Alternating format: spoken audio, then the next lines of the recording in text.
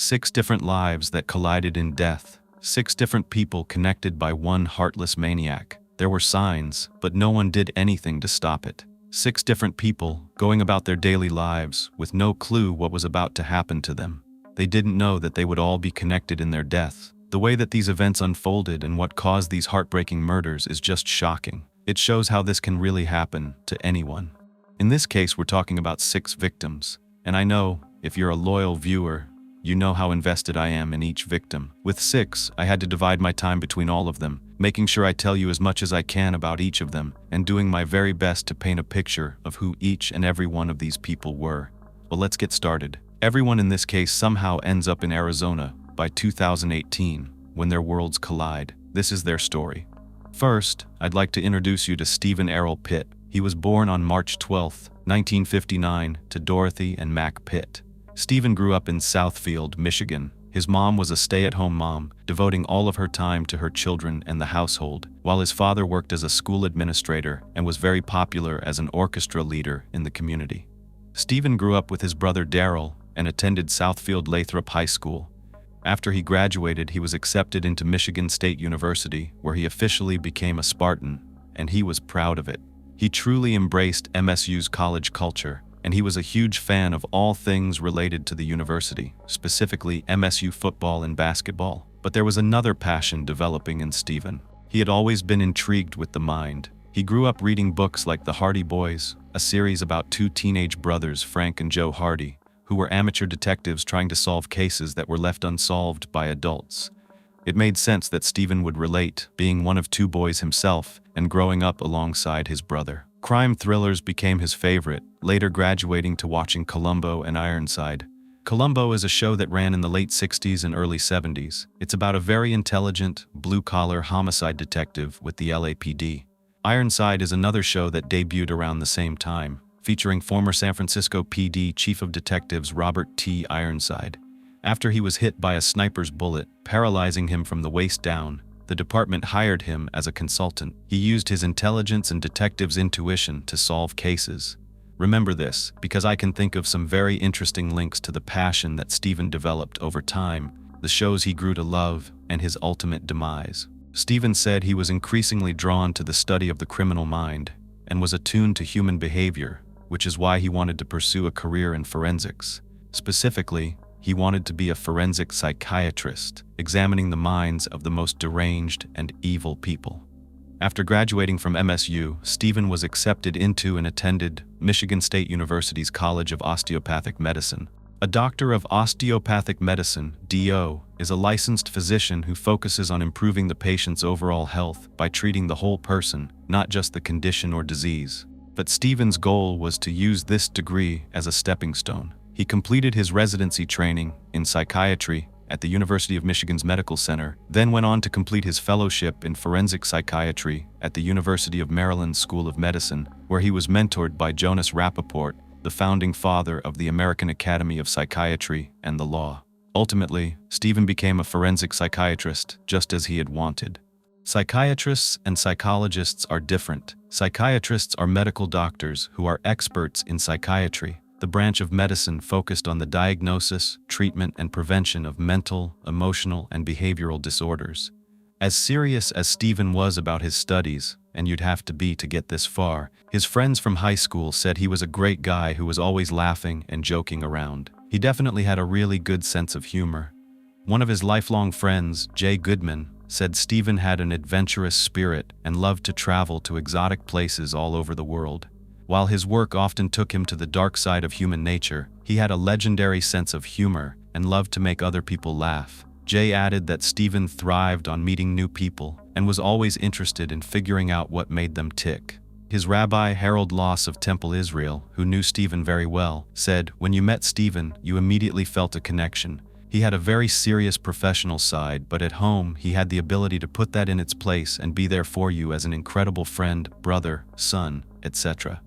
Stephen was actually a father as well. He met a woman while he was studying in Michigan. Her name was Susie. They got married and had 2 boys together, Bo and Asa Pitt. Stephen and his family ended up moving to Phoenix, Arizona, where he began working at the Arizona State Hospital. By 1997, He was the director of forensic psychiatry and held the role of clinical associate professor in the Department of Psychiatry at the University of Arizona's Medical Center. It didn't take long for him to make a name for himself locally at first, and then nationwide. News outlets would come to him for opinions on local cases, like this one in 1997 of a 19-year-old girl named Mary Ann from Tucson, Arizona, who was convicted of drowning her newborn in a toilet after giving birth. Stephen, who was now Dr. Pitt, told the Arizona Daily Star in an interview regarding the teen's case that killing a newborn is a shocking and unthinkable act, but it's far from unusual. He said, "It's been happening for centuries. At first, I was confused by this," but he went on to mention how in ancient civilizations, children were regarded as omens from the gods. If they were born with physical defects, it was seen as a sign of punishment for their parents, and they would routinely sacrifice them to appease their suspicions. Dr. Pitt didn't believe there was a rise in cases like this, but a rise in public awareness due to the growing publicity of this type of case, sad as they are.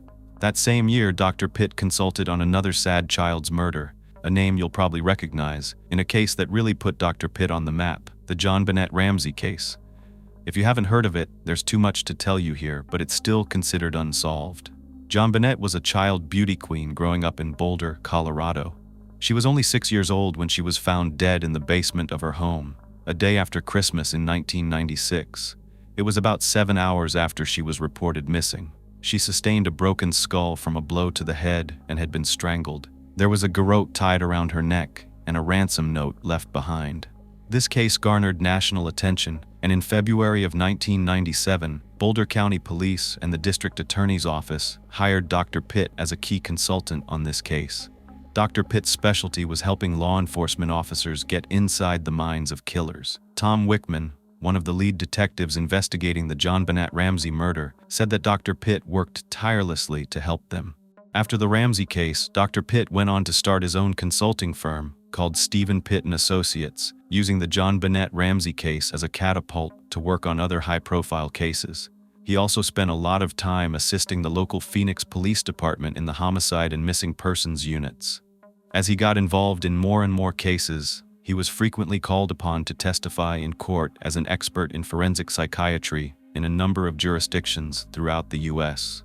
Sometimes he would be hired by the government for the prosecution on criminal cases, but other times he was hired by the defense. It was the same when he was dealing with civil matters in court. Either plaintiffs' or defendants' attorneys would hire him. What he cared about most was justice, and he didn't pick sides per se. Peter Ware, Jefferson County District Attorney, frequently consulted Dr. Pitt in cases where the mental condition of a suspect was thought to play a role in the case. Dr. Pitt would review thousands of pages of notes and interviews before offering his opinion. Ware said that Dr. Pitt was known for his objectivity. He said, "I think Dr. Pitt felt a responsibility to get it right. He wanted to be fair to the accusers and to the victims and the system." I think it's fair to say that Dr. Pitt was brilliant. He was truly the perfect person for the job, and that's why he ended up being hired in 1999 as the advisor to the Jefferson County District Attorney's Office regarding the Columbine High School tragedy and the director of the Columbine Psychiatric Autopsy Project thereafter. Columbine was one of the first highly publicized school shootings. It happened on April 20th, 1999. The perpetrators were 12th grade students Eric Harris and Dylan Klebold, who murdered 12 students and 1 teacher. 21 additional people were injured by gunshots, and there was also gunfire exchange between Eric, Dylan, and the police. Another 3 people were injured just trying to escape. At the time, it was the deadliest mass shooting at a high school in U.S. history, until it was surpassed a few years ago by the Stoneman Douglas High School shooting in Florida on Valentine's Day, February 2018, where 17 people were killed by 19-year-old Nicholas Cruz. Columbine is still the deadliest mass shooting in the state of Colorado, and let's hope there isn't another one, but sadly, they just keep happening. I mentioned Dr. Pitt was the director of the Columbine Psychiatric Autopsy Project following the shootings. This project involved conducting a psychiatric autopsy of the Columbine killers, who were now dead, Eric and Dylan, to get into their minds so that a profile could be created of school shooters. Signs could be recognized early to hopefully prevent these horrific acts. In 2004, Dr. Pitt served as a consulting expert to the Eagle County, Colorado District Attorney's Office in People v. Kobe Bryant, This was the case where Kobe was accused of forcing himself on a 19-year-old waitress working at a resort. About a year later, Dr. Pitt was a member of the Phoenix Police Department's Baseline Killer Task Force. He helped piece together evidence in a string of 9 murders and 84 felony crimes over a 10-month period by a man they dubbed the Baseline Killer in Phoenix, Arizona. On September 4, 2006, Mark Gaudo was arrested in connection with an attack on 2 sisters. This attack was linked to the Baseline Killer investigation. One of the sisters was visibly pregnant at the time, and they were both violated in a very indecent way in a Phoenix park. This happened on September 20, 2005. The Baseline Killer was linked to this attack with DNA evidence that was collected at the time of the crime. He was later convicted, and on December 14, 2007, he was sentenced to 438 years in prison for the sexually related crimes. On November 30, 2011, a Phoenix jury sentenced him to death on the murder charges. Because Dr. Pitt worked on all these cases, he garnered a national reputation for his work in conducting psychiatric forensic evaluations, particularly regarding the innovations he pioneered. He was the first to use videotaped interviews in his forensic evaluations. This approach made him stand out in his field. By incorporating this visual element in his testimonies, Dr. Pitt provided an accurate picture of the events and was able to explain complex concepts in an easy-to-understand way. His reports were so well crafted that they became the gold standard for forensic evaluations. Dr. Stephen Pitt testified and consulted on forensic psychiatry topics on a variety of criminal cases and achieved international visibility.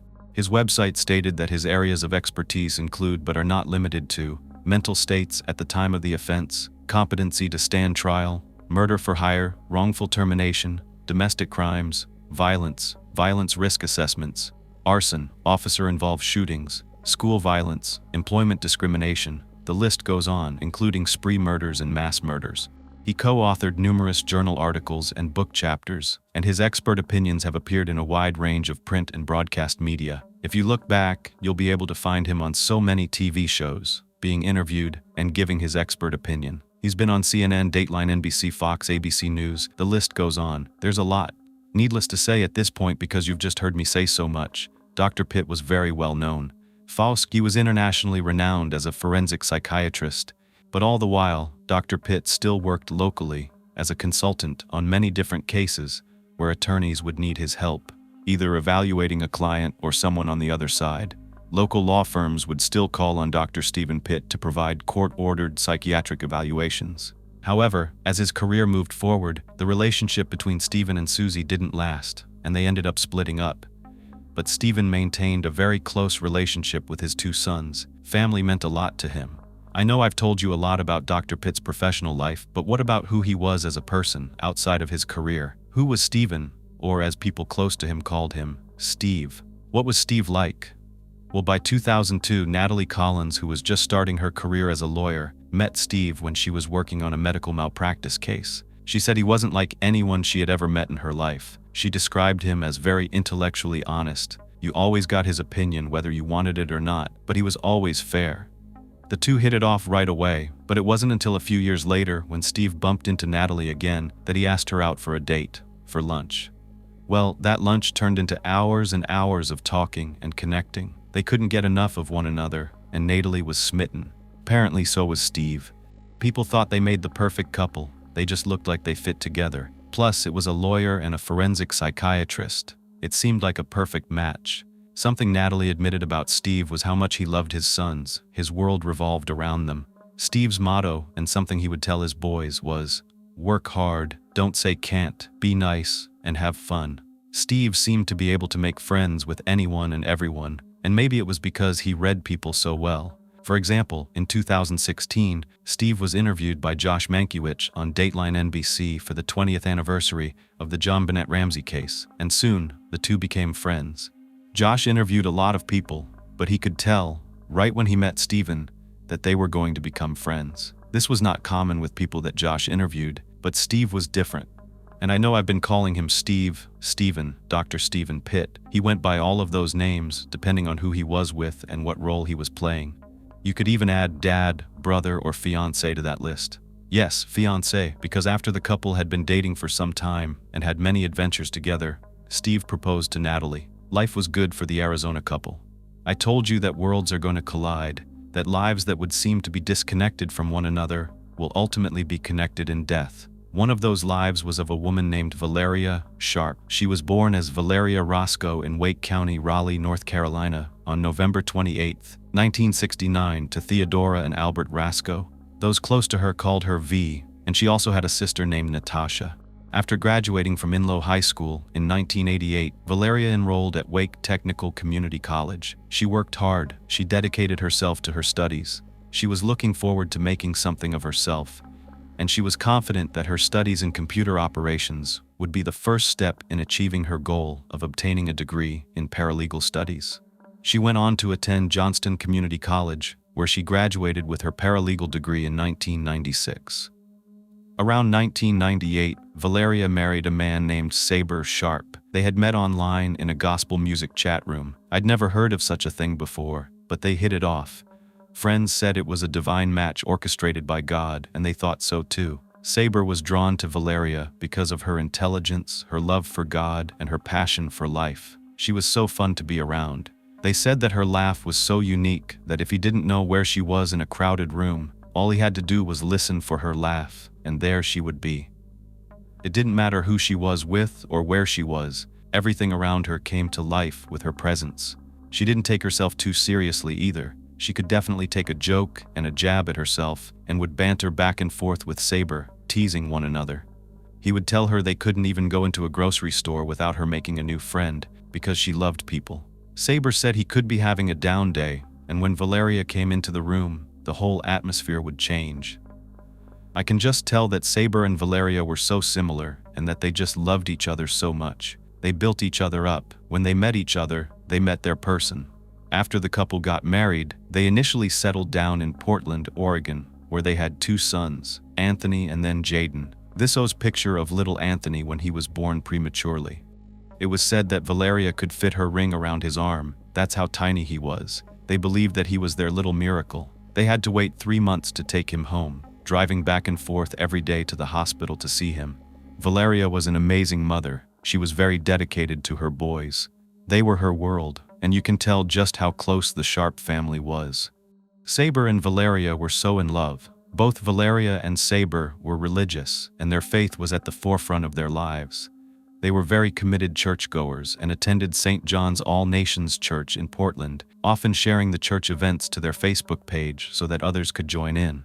They did so much together. They loved to travel and would often bring along their sons and Valeria's father, Albert, as well. They took trips all over, often posing with a sign that says, "You should be here." It seemed like a fun way to rub it in everyone's face that they were on vacation while others were stuck at home. However, I found out that it's actually a little side gig, an MLM called Dream Trips, also known as World Ventures. Basically, you go on trips and get others to sign up for them, and you get a kickback. The Sharps were into it, but they both had real 9-to-5 jobs. As a matter of fact, that's what brought them to Arizona from Oregon. It was on July 1st, 2017. According to Saber's Facebook, he got a job promotion at Grainger. It's a Fortune 500 industrial supply company, and Saber was very proud of his career. He was always posting about upcoming openings in case any of his friends were interested in working for the company as well. When they made their move to Arizona, Valeria quickly looked for paralegal jobs in the area. She had been working in the legal field since 1992, and she had just resigned from the last law firm she worked at for over 8 years.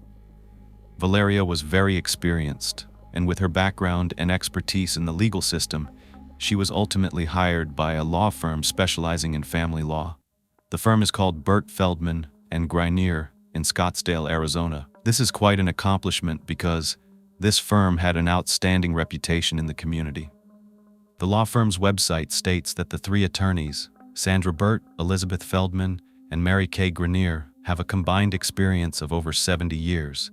They've sat on numerous family law and Arizona state bar committees, and they welcomed Valeria as their newest member to their strong, committed legal team. Family law, we've all heard of it before. It focuses on things like divorce, child custody, property division, legal separation, and anything relating to relationships and family. Valeria worked alongside attorney Elizabeth Feldman, the daughter of Arizona State Supreme Court Judge Stanley Feldman. Elizabeth thought Valeria was perfect for their firm. In family law, tensions and emotions run high, but Valeria's calm and level-headed attitude helped ease their clients' anxieties. She was a great addition to their team. Her helpful nature made it so easy to like her. She brought joy and warmth to their office and completed her work with compassion and understanding. She became a treasured member of their work family. When she was with her real family, all she did was devote her time to creating lasting memories, and she enjoyed living her life to the fullest. She had that in common with one of her colleagues, who she met at the law firm, Laura Anderson. Family was important to Laura too. Laura welcomed Valeria into their work family and helped prime her for her role, as Laura had been with this firm for about 10 years when Valeria joined them. Laura was very well known in the office building they worked in and in the legal community. She was also a very dedicated paralegal to lawyers at Burt Feldman and Grenier. Attorney Elizabeth Feldman said that Laura knew the job better than she did, and I believe it. Elizabeth relied on Laura and knew she could trust her. She was smart, capable, and could accomplish any task that she set her mind to. Laura Ann was born July 4, 1968, in Sun Valley, California, to her mom, also named Laura, and her father, Victor Pengen. His friends actually called him the Filipino Reynolds back in the day. Look at this picture of him.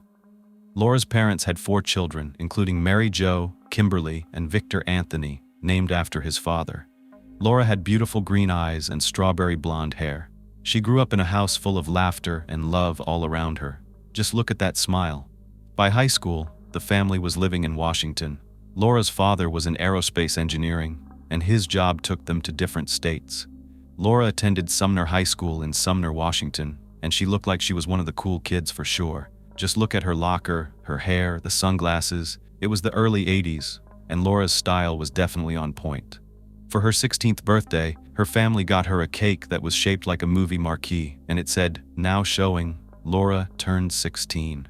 Eventually, Laura's parents did get a divorce, and in 1985, when she was around 17, her dad remarried to a woman named Nita, who had 3 boys of her own, Herbert, Joseph, and Christopher. So Laura was now part of a blended family on her dad's side, adding 3 new brothers to the mix. After graduation, Laura got married, and I couldn't find too much information about Mr. Marshall. But by the time Laura was 22, she gave birth to her first daughter, Ashley, and by 1996, the couple was welcoming their second daughter, Kayla. At some point, the family moved to Arizona, where Laura got the job as a paralegal at Burt Feldman and Grenier law firm in 2005. By 2008, she had gotten a divorce and also remarried to a man named David Anderson. They ended up having a little girl together named Brooklyn Anderson. By 2017, Laura was working alongside Valeria Sharp at the law firm, assisting her by showing her the ropes and welcoming her into the law firm family. By 2018, Laura was preparing for her 50th birthday. It's a pretty big deal, and she also became a grandma. Her daughter Kayla had a son, Carter, and Laura and David were planning a 10-year anniversary celebration on a cruise ship. 3 people, 3 lives. They connect to so many more. Their spouses, children, grandchildren, family, co-workers. So many lives touched by each of their presence, and all 3 living and working in Phoenix and Scottsdale, Arizona, by the summer of 2018. Laura and Valeria have already collided with one another, both employed at a successful and well-known law firm. So now, how do all 6 come together, and who were the other 3? Well, that's where I'm going next with this story. This series of unfortunate and horrific events began on Thursday, May 31st, 2018. That morning, Dr. Stephen Pitts said goodbye to his fiancée, Natalie, and he headed out to his office, located at Caroline Commons, a professional building where Dr. Pitt had his consulting firm in Phoenix, Arizona. The couple had made plans to meet for dinner at a nearby restaurant after work, so by 5:18, Natalie texted Steve and asked him if he was on his way to meet her. He texted back with, 10 minutes max, I'll see you there. It wasn't like Steve to be late, okay? Maybe a few minutes, maybe 10 minutes max like he said, but when about a half an hour went by and Natalie was still waiting for him, with no word from him after calling and texting him, she got worried. What happened? Why wouldn't he answer? Did his phone die? Did his car run out of gas? His office wasn't far from where she was, so she left and drove over there to see what was going on. As she pulled up, she knew something was wrong. She saw police cars and yellow tape, as well as his Range Rover still in the parking lot. In that quick moment, as she tried to make sense of everything around her, she saw something on the ground that she thought looked like medical supplies. She thought, okay, maybe he had a medical emergency, like a heart attack, and maybe they're working on him. Or maybe he stopped to help someone else, and he couldn't call her, and he'd appear any moment. But in her heart, she felt like something really bad happened to the man that she loved. There was no way for her to get past this cordoned-off area, and no one was giving her answers. After a little while, she could tell this was really serious, and she was desperate to know whether Stephen was okay. So, she called up a mutual friend of theirs who was a police officer in the area. When he picked up, Natalie said, "What's happening at Steve's office? What's going on?" As soon as he began to answer, she could tell just from the sound of his voice that it wasn't good. He said something really bad happened, and there was a pause and a crack in his voice. Then he said, "Stephen's been shot." Not only was she speechless, but then she asked, "Did he survive?" And her friend answered, "No." Everything after that moment was a blur. I can't even imagine. She asked the question she didn't want the answer to, but at the same time, you have to know. She had to know. But now what? That reality doesn't just sink in because those words were spoken to you. Where was Steve? Who hurt him and why? Natalie remained at the crime scene until 4 o'clock in the morning, when investigators finally removed Steve's body and transported him to the medical examiner's office. She knew from the news that was coming out at this point that the shooter was still on the loose. Natalie asked the officers, "Is it okay for me to go home? Is it safe?" And they replied that they didn't know. They couldn't tell her anything. No one had any answers until a couple of days later, as the police gathered more and more information from witnesses, friends, and family. By the next day, Phoenix Police Sergeant Vincent Lewis told news outlets that the 59-year-old prominent psychiatrist was confronted by a man as he left his office around 5:23 on Thursday evening.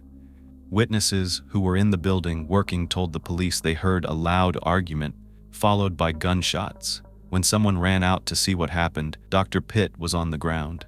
When officers arrived, he was pronounced dead at the scene. They were able to gather a DNA sample from one of the shell casings left behind. I thought this was incredible. The state crime lab used a 4-step process to extract DNA from these bullet casings. This process included breaking open the bullet casings to expose the primer, purifying the DNA, amplifying it, and finally analyzing it. Because of the sophisticated technique, DNA can be obtained from items that were usually too degraded for extraction. Unfortunately, there was no match in CODIS. However, there was one witness that was able to catch a glimpse of the shooter as they fled from the area. He was described as a Caucasian white adult male with a round face, big bags under his eyes. He was bald and wearing a dark-colored hat with a short brim. This witness sat down with the sketch artist to describe this person in as much detail as possible, and they created a composite. They then distributed this in the news, and here is what it looked like. He definitely doesn't look happy. He looks miserable. I mean, you would have to be a miserable person to resort to killing someone else in almost every instance, except maybe self-defense. He looks scary. Of course, Natalie and Steve's family, colleagues, and friends were notified about his murder, and they were also being questioned at this really difficult time. But they knew they had to, in order to get answers. The investigators wanted to find out if they knew anyone who wanted to hurt Steve. A Phoenix area psychologist named Dr. David Weinstock came forward and told investigators that he and Dr. Pitt knew one another from their work on forensic cases. He said that he believed Dr. Pitt may have been killed by a person connected to one of his high-profile criminal cases. He said, "I could be wrong, but the timing and the circumstances sound a lot like someone who was waiting outside of his office for him." He went on to say, "I suspect that this was one who either got out after Steve helped put him away, or someone whose case he was working on who felt threatened by what Steve could do."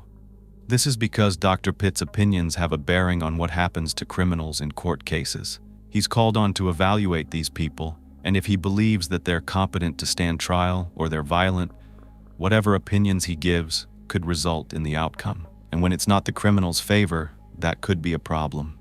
Dr. Weinstock said that he and Pitt had so many discussions about this in the past. They knew there were risks, but they never thought it would actually happen, but it did.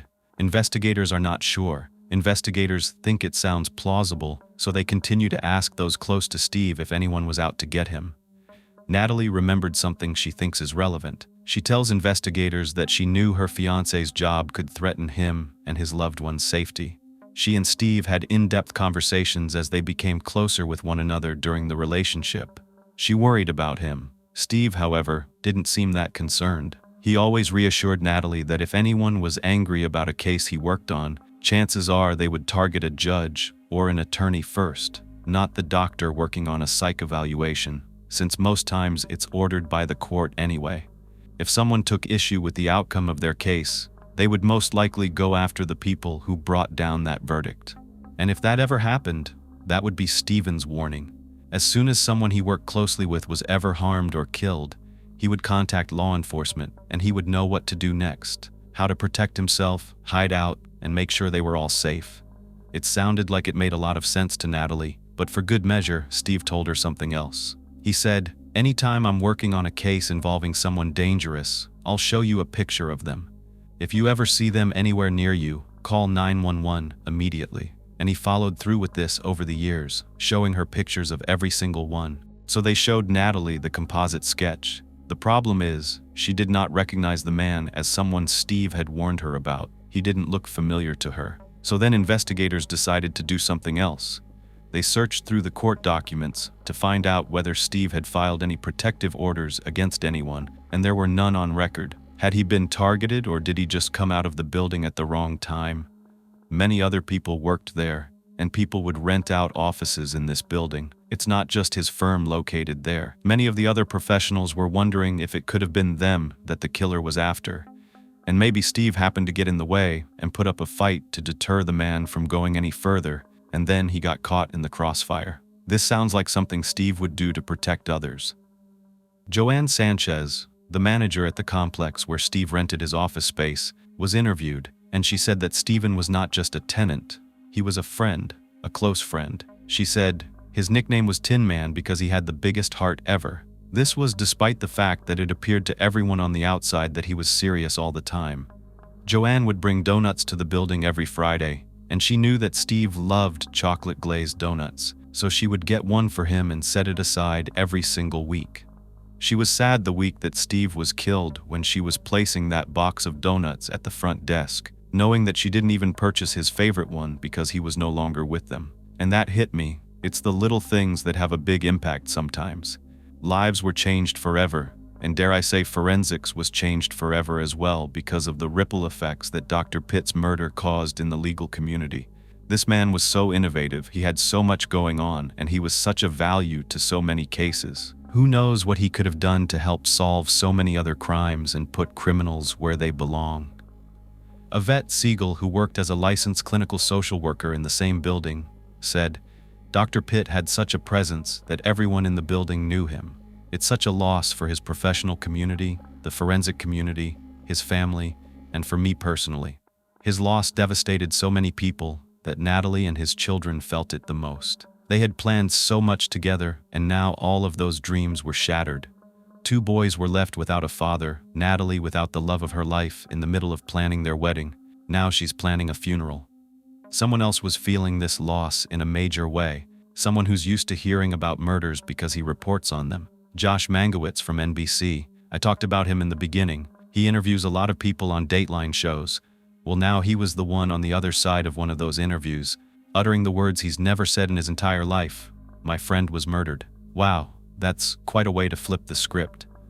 Josh said, "I've lost people that I've cared about before. We all have. In my case, I've seen friends and family members taken by cancer, automobile accidents, and plane crashes, but I've never before said the words, 'My friend was murdered,' and it still sounds strange coming out of my mouth." Josh said that maybe it shouldn't come as such a surprise with the amount of emergency coverage. It was only a matter of time before it became personal, and that scares me. So many times people say they never thought it would reach them personally, until it does. But to think that Josh could have actually imagined this day coming gives me chills. Now, Josh understood more than ever before what the families and loved ones of the victims felt when they were being interviewed by him. Josh said, in particular, when they tell him, "Things like this are the kind of thing that happens not to me but to someone else." Well, that's exactly what this felt like.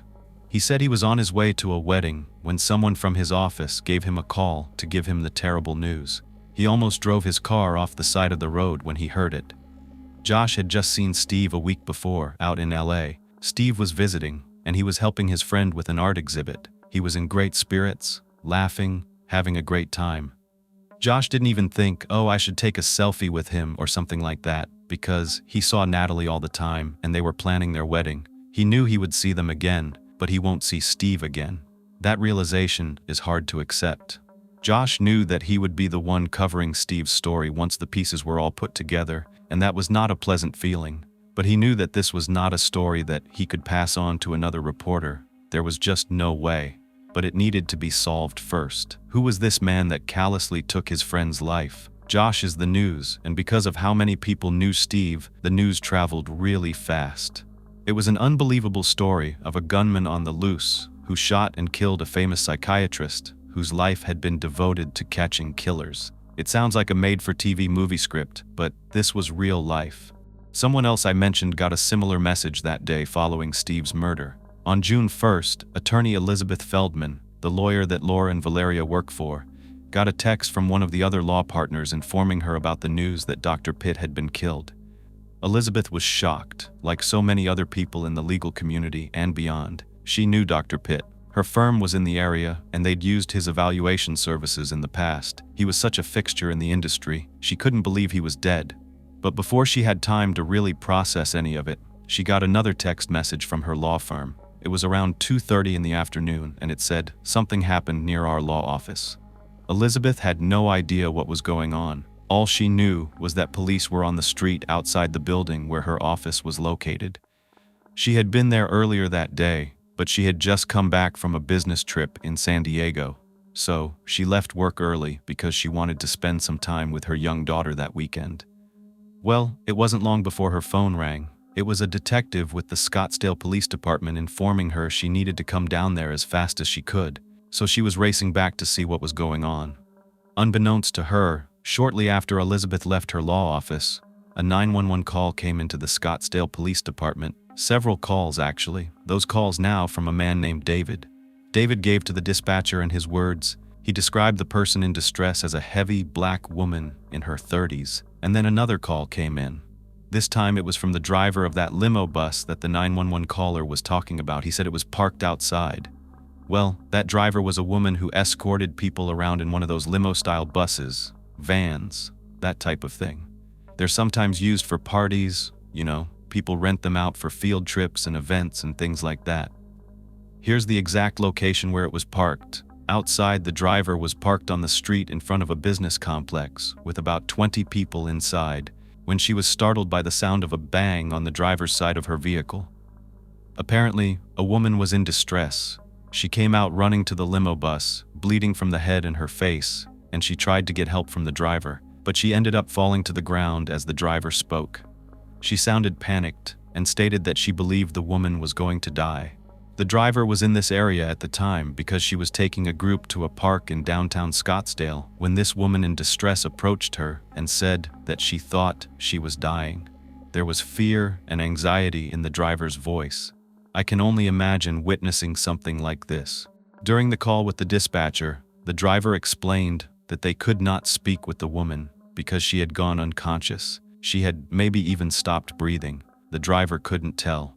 At this point, help was on the way. So, patrol was sent out first, and officers arrived at 1st Street and North 75th Street. This is an area that's close to both the Scottsdale prosecutor's office and City Hall.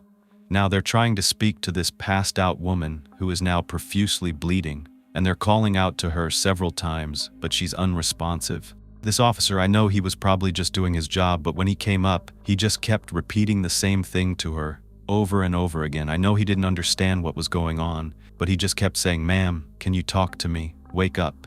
Scottsdale police, and there was just no response. There wasn't anything being done to help this woman, and that upset me.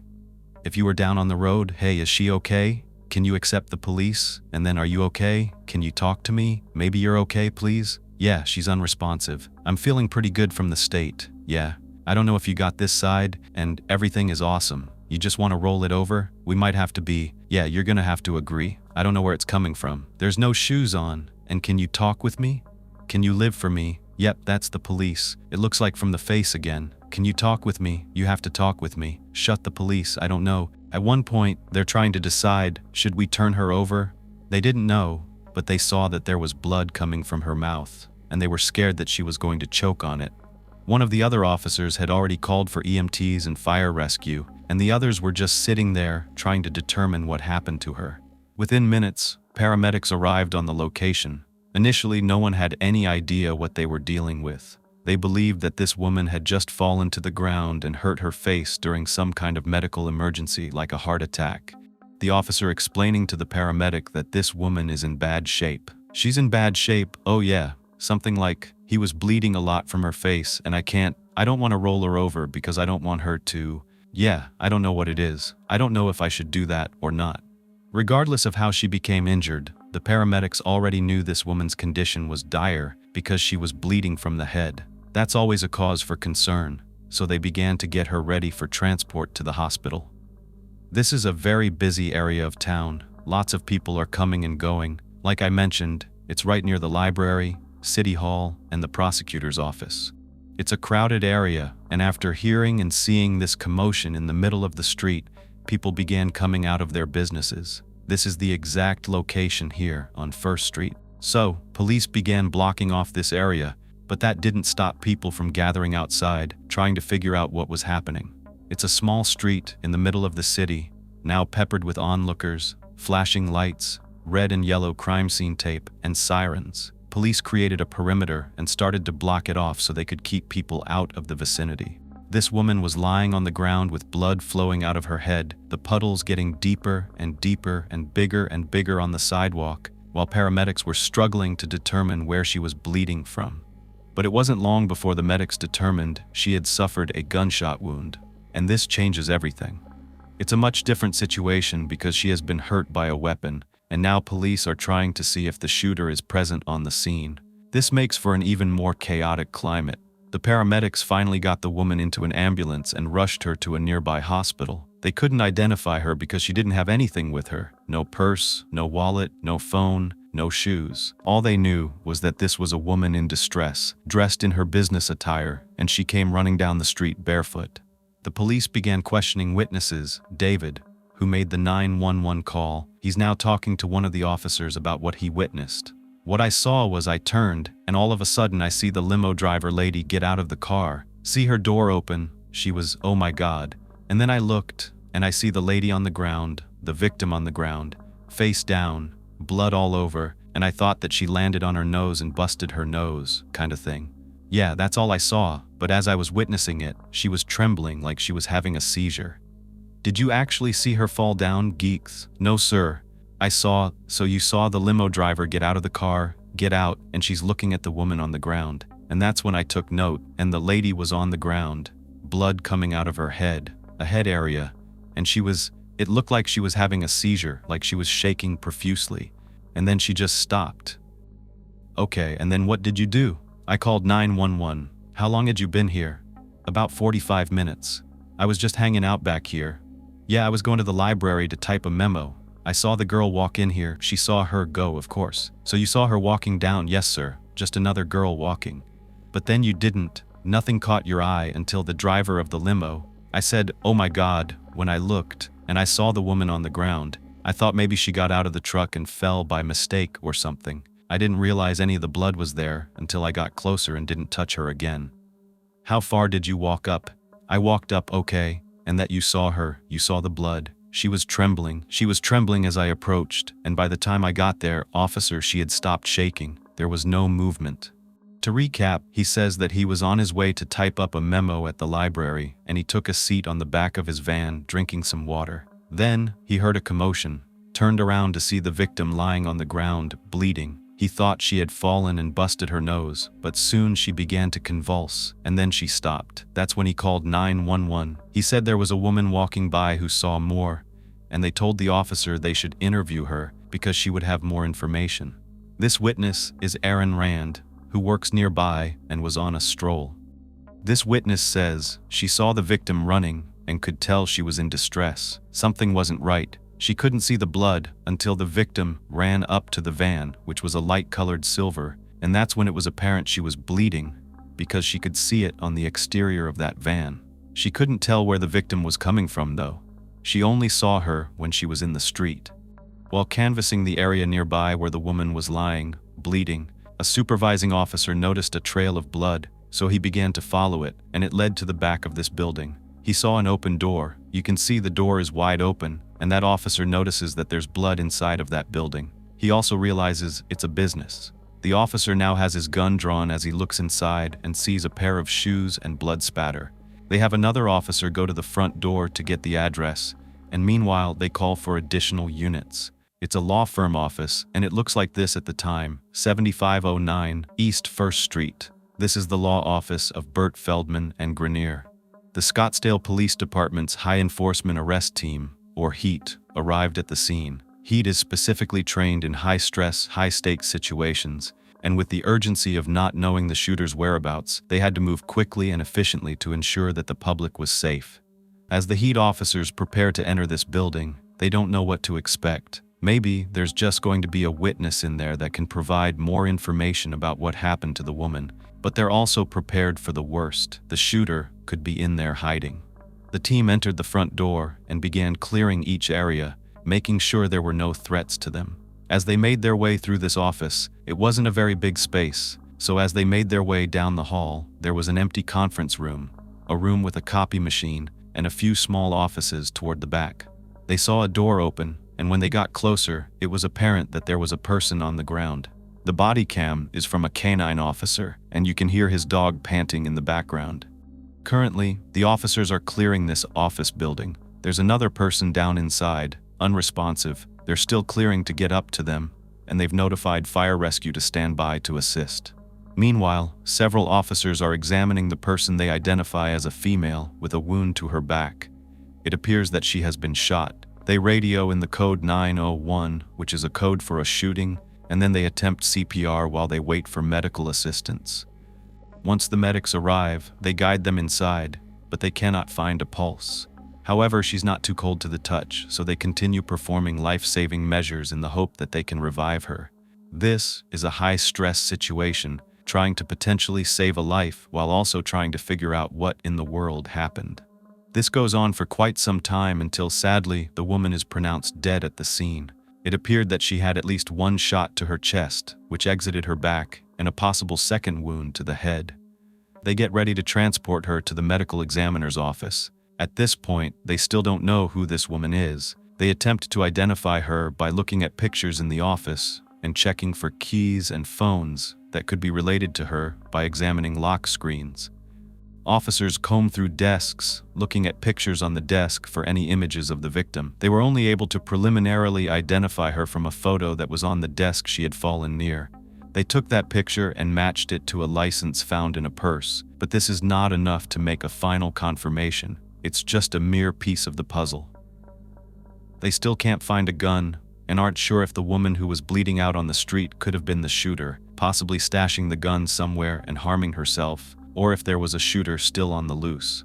While all of this is going on, other officers are canvassing the entire area. They had just been informed that the first victim, the one they found bleeding on the sidewalk, had also died from her wounds. This was now considered a double homicide. When those officers had initially approached the front of this law office, they saw a man exiting, so they stopped him.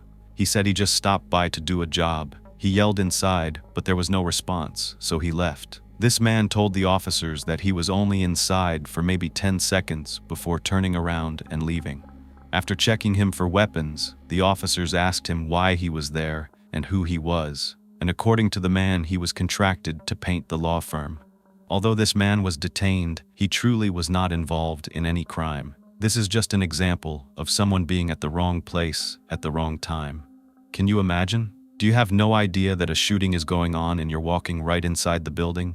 Next, they interviewed a woman who worked right next door to this office building. She said that she didn't hear anything, but she gave the officer information about someone who may have more information. They may be able to tell officers whether there was anything out of the ordinary happening that week or weeks leading up to the incident. So much is going on in these investigations. Police have to deal with a lot when they're on these scenes, not just things involving the crime, but other things holding them up and taking up their time. In this case, the limo driver's boss came strolling up with an attitude. He's worried that his company is going to lose money because they're detaining the bus driver for questioning in a double murder. There are a lot of other things as well, like cars that were parked there that are now trapped in the crime scene. You know, people just came to go to the library and then they end up with their car behind crime scene tape. All of that had to be documented, and all those cars had to be formally released. There are people coming up asking questions. They're not even witnesses. They just want to know what's going on. They're just nosy neighbors. They also have to figure out if any of the vehicles are related to the crime, so they have to take an inventory of the ones still left behind. There are just so many moving parts, and I thought it'd be interesting for all of you to see that, because we don't always get that vantage point of these investigations. Attorney Elizabeth Feldman coming onto the scene, and she is just shocked. She'd been shaken up. This is her just trying to piece together who had been hurt, and she was trying to do this by looking at what cars were left behind. Detective Nolan had actually called Elizabeth down to her building sometime after she got that text from one of her law partners, and it looks as though they probably also escorted her back to her home after her interview. Alright, she was able to identify the victims because they work for her. They were poor Valeria Sharp and Laura Anderson, two mothers, friends, hard-working women, her employees, shot in her law office that she had just left hours earlier. She would have been there if she had not left early that Friday to spend some time with her daughter. It could have been her. Why was this happening? Why would someone want to hurt these two innocent women? It seems targeted for sure, but why? Elizabeth's officers were at the scene for hours into the night. They collected all the bullet casings left behind, clothing items, fingerprints, blood swabs, and they sent them all to the state laboratory for testing. Of course, they also notified both Valeria and Laura's family of the heartbreaking news. It was absolutely devastating for both families. They didn't know anyone who would want to hurt Laura or Valeria. It just didn't make sense at all, knowing the character of their loved ones. But something did make sense to someone.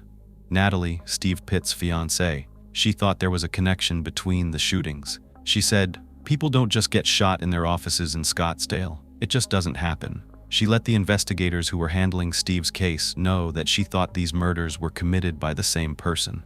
It's true. The Phoenix Police Department, who were handling Dr. Stephen Pitts' homicide case, also thought it was too much of a coincidence that people at a law firm were shot the very next day, not too far from where Dr. Pitt was murdered.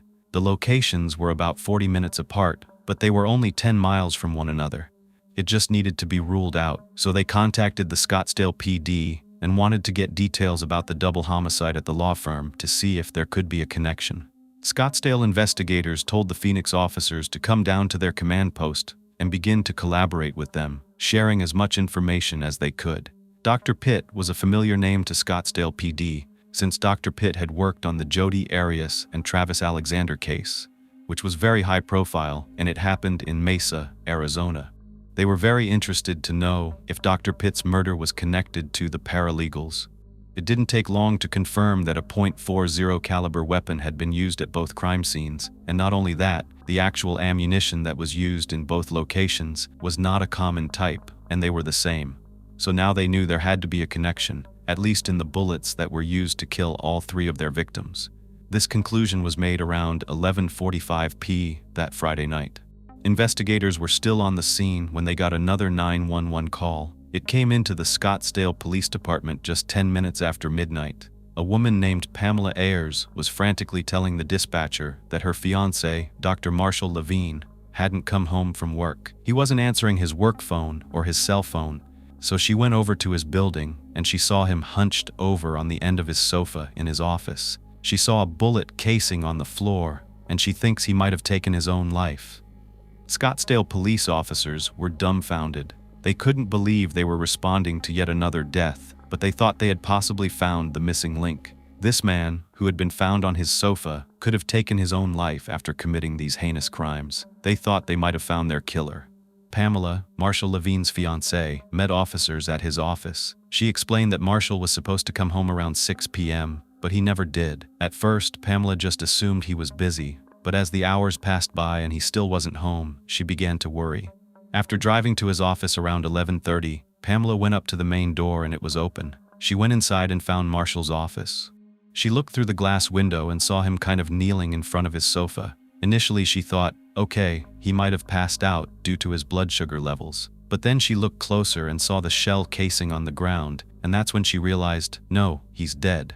And she assumed he had turned a gun on himself. So the officers wanted to know, did Marshall ever talk about taking his own life? She said no. I was actually shocked to find him like that.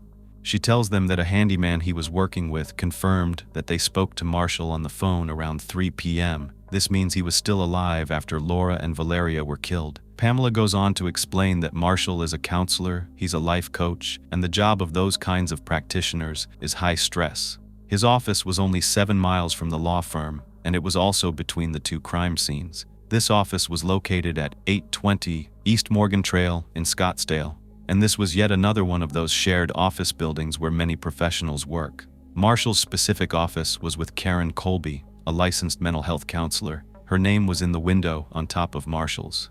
The officer said, "I think this is going to be another 901. That's because, a second earlier, the woman officer had made an observation that there were 2 bullet casings on the ground. They still hadn't located a gun, but the officer said, it looks like he's been dead for quite some time, and the gun could be underneath him. They weren't going to assume it wasn't self-inflicted just because they found 2 shell casings. It didn't mean he didn't do this to himself, because it could have misfired or even fired at someone else before taking matters into his own hands. So they had to keep looking." The officers say that this could be related to the other homicides going on. He's referring to Laura, Valeria, and possibly Dr. Pitt, if he's even aware that there's a connection at this point. They continue to look around Marshall's office while Pamela makes calls outside, trying to create a timeline. She also gives them Karen Colby's information, and they take a drive out to her house. This is around 3 o'clock in the morning. They're knocking on her door and she's awakened by that noise. She doesn't want to answer because it's late at night, but they do not stop knocking. So, finally, Karen's husband goes downstairs, and once he's informed of what's going on, he marches up to their room and says, "Karen, you need to get down here right away. The police are here, and Marshall was found dead in his office." Karen tells the police that Marshall had actually been leasing the space from her for the last 2 years, and he owned a company called Peak Life Solutions. Karen said she had been at the office earlier that day, but she left early, before 3 p.m. The officers want to know everything she knows about Marshall. "I can tell you this, he was 72 years old at the time of the shooting, and Karen said he was the sweetest person. He had been a counselor for decades, and from what I could find online, Marshall was born on July 18, 1945, and he worked as an advisor to nursing students at Brookline College in Phoenix after relocating to Arizona from New Jersey. He was always focused on the success of his students and was passionate about helping them become successful nurses." In 1972, Marshall LaVine received his doctorate in psychology from the City University of New York's Graduate Center. While Marshall was a man of many accomplishments, he was very humble, and he never spoke about the vast number of degrees or books he had written. Instead, every person that knew him was impressed by his generosity, his kindness, and his devotion to his fiancée Pamela. The two of them shared a very deep commitment. Marshall was active in a Toastmasters chapter, and this is a non-profit educational organization that teaches public speaking and leadership skills. At the chapter he attended, Marshall was known for coaching speakers in a way to maximize their potential. On his website, he wrote, "My client's fulfillment is my joy. That's why I've coached for over 30 years, and I'm still thrilled to continue." He goes on to say in another section that there is no reward that can match the fulfillment of helping someone overcome limiting beliefs or get out of their own way and achieve their own purpose. Past patients had remarked on how Marshall's counseling changed their lives. One of them said, "One flash of his infectious smile and his insightful words were enough to bring comfort to his clients during an intense counseling session. So why would someone want him dead?" That's what police were asking. Karen said she knew very little about Marshall's work because, as counselors, they keep everything confidential. But she knows, because she's in this industry, that they all kept a mental note of their dangerous clients. And because she knows so many other counselors, she knows that they've all had clients who frightened them at one point or another. She just didn't know of anyone in particular. The investigators collected the shell casings from this scene, like they had done in the 2 previous cases, and they discovered that they were once again .40 caliber. They were also the identical style as the ones that were used to kill Laura, Valeria, and Dr. Pitt. They have now connected all three of these scenes together. Preliminarily, they're still trying to find a solid link between the crimes. So the officers asked Marshall's fiancée, Pamela, whether Marshall had worked with attorneys. Pamela replied that he might have when they lived in New Jersey, but not since they moved to Arizona. By the next morning, the word had gotten out that yet another business professional had been gunned down in their office. The city was in fear. It was the weekend. Had it not been, I don't imagine a lot of people would have wanted to go back to work. I think they would have been afraid. And there wasn't much being put out in the media about any of these connections. The investigators were still working this case, but the killer was still on the loose, and the community was terrified. Someone was out there taking people's lives at random. As far as they were concerned, Steve's fiancée, Natalie, heard the news yet again. 4 people were now dead. She was scared, but now, more than ever before, she believed this was personal. She felt in her heart that this guy was just moving down a list of people that he wanted to kill, and she was worried that he was going to strike again at any moment, and one of those people could be her. The investigators had their work cut out for them. 4 murders in less than 31 hours. By the morning of June 2nd, the investigators had opened up a tip line, and as soon as they did, hundreds of tips were coming in. Crime scene investigators arrived and began canvassing the area around the office building. The first 3 murders occurred in a highly populated area, but this murder happened in a quieter part of Scottsdale, since Marshall's office was in a more rural area. Looking for witnesses was difficult. They were on a search for anything. CCTV footage, eyewitnesses, anything. They came across a mobile home across the street from Marshall's office. They believed whoever lived in there could probably provide them with more information. So they walked over, and a man came out. He told investigators he lived alone in his camper.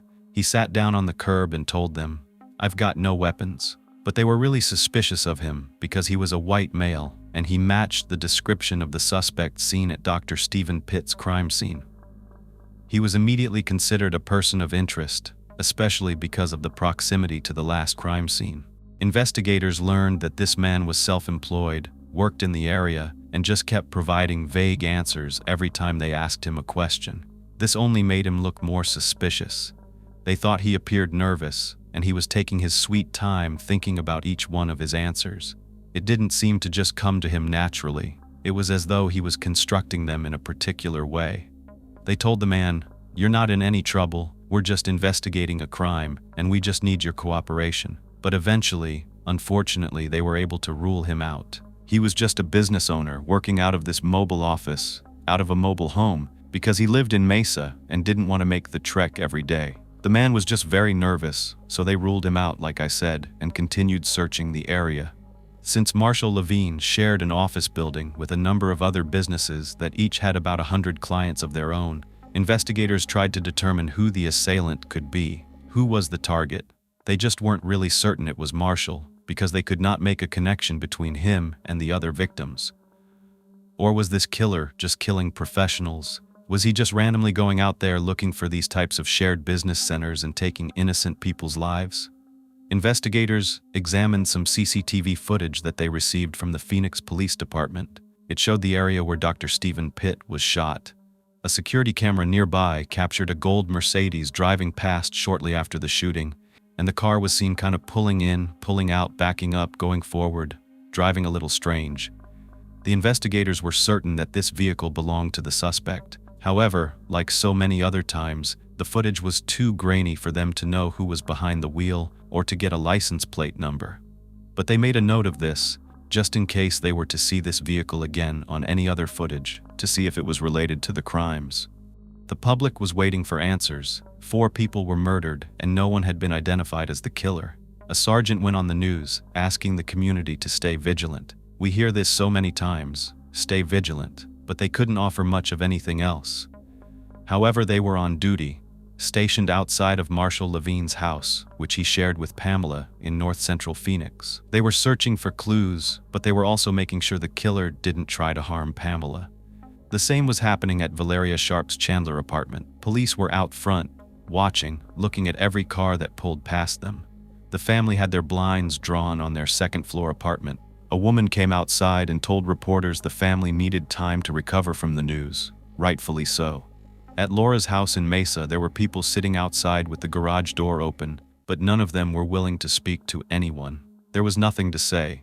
All they knew was that their loved one was dead, and they didn't know who did it. Investigators asked the attorneys at Feldman, Burt, and Grenier to look at the cases they had worked on in the past, to see if any of them involved Dr. Pitt.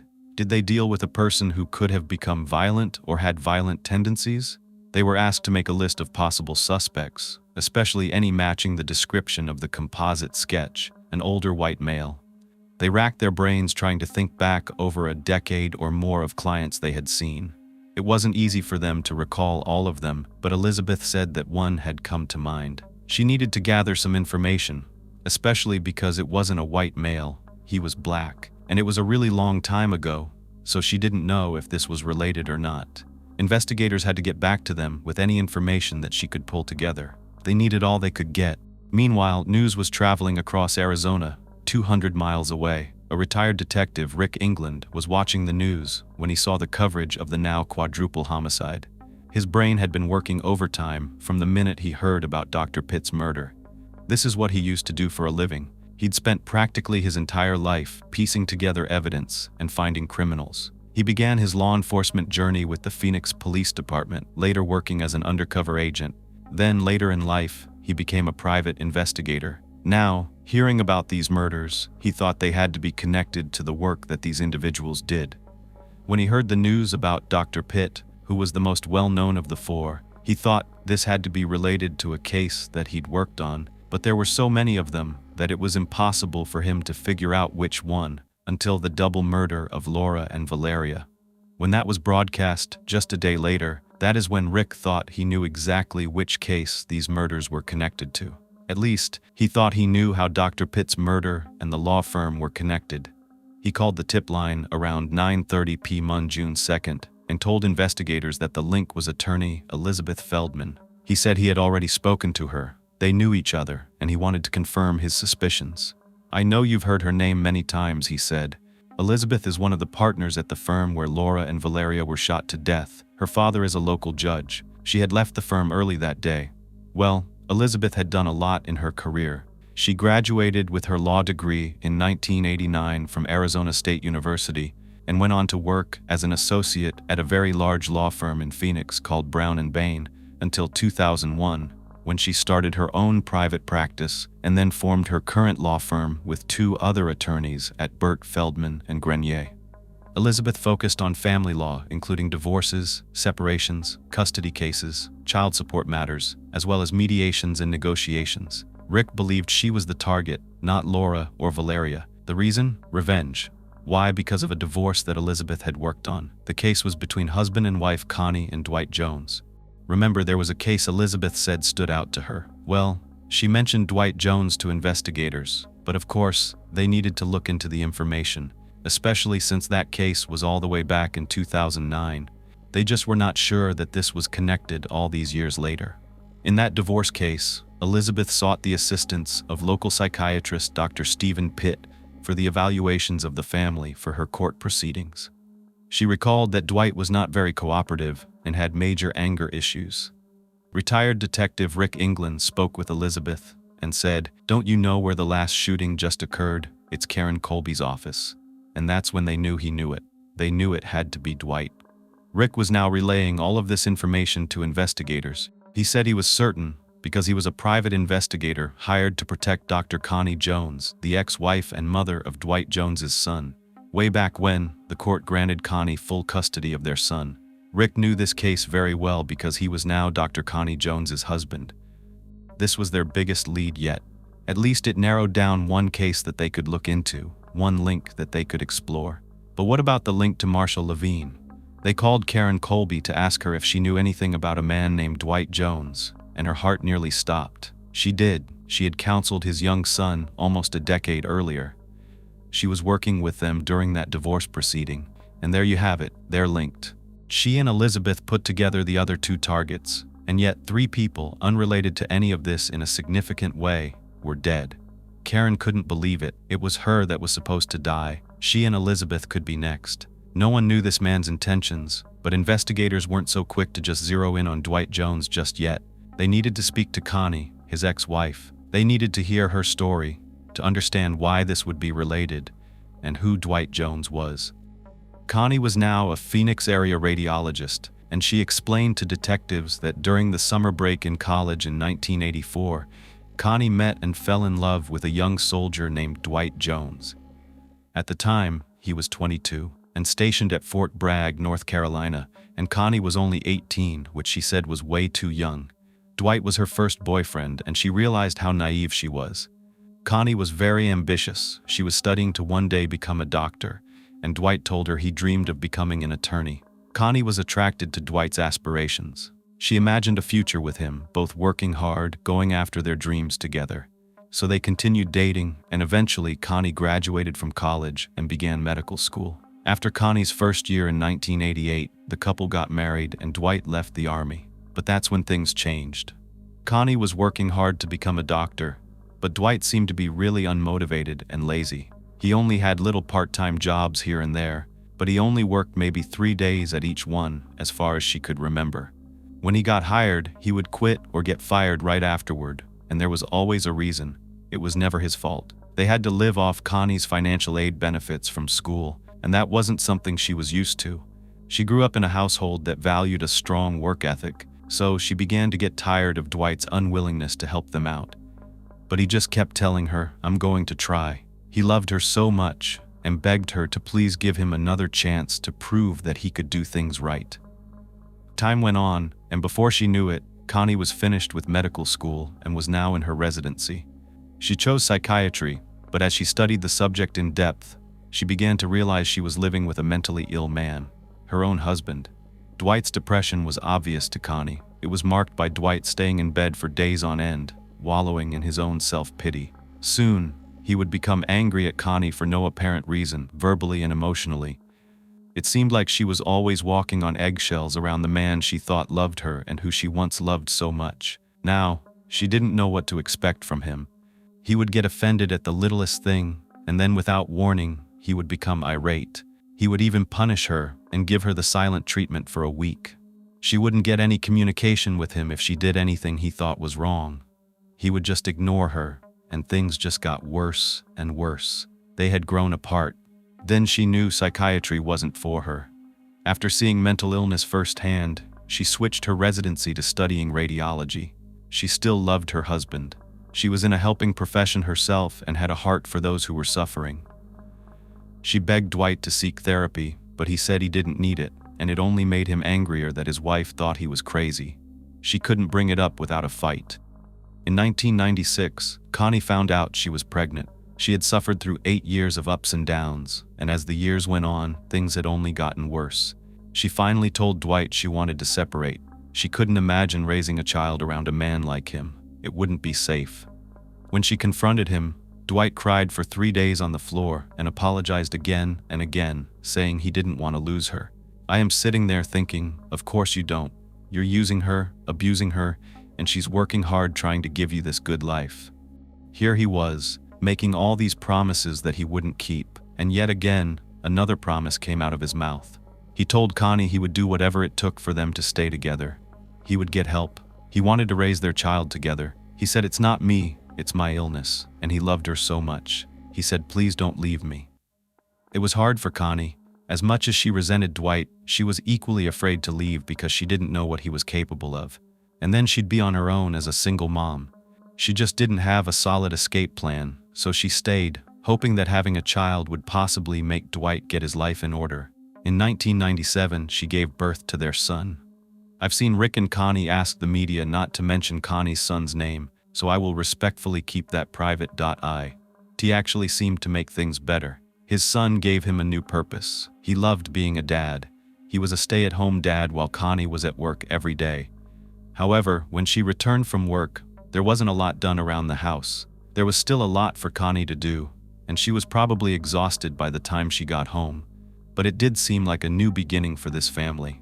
Dwight seemed more stable with the daily routine set in place and everything.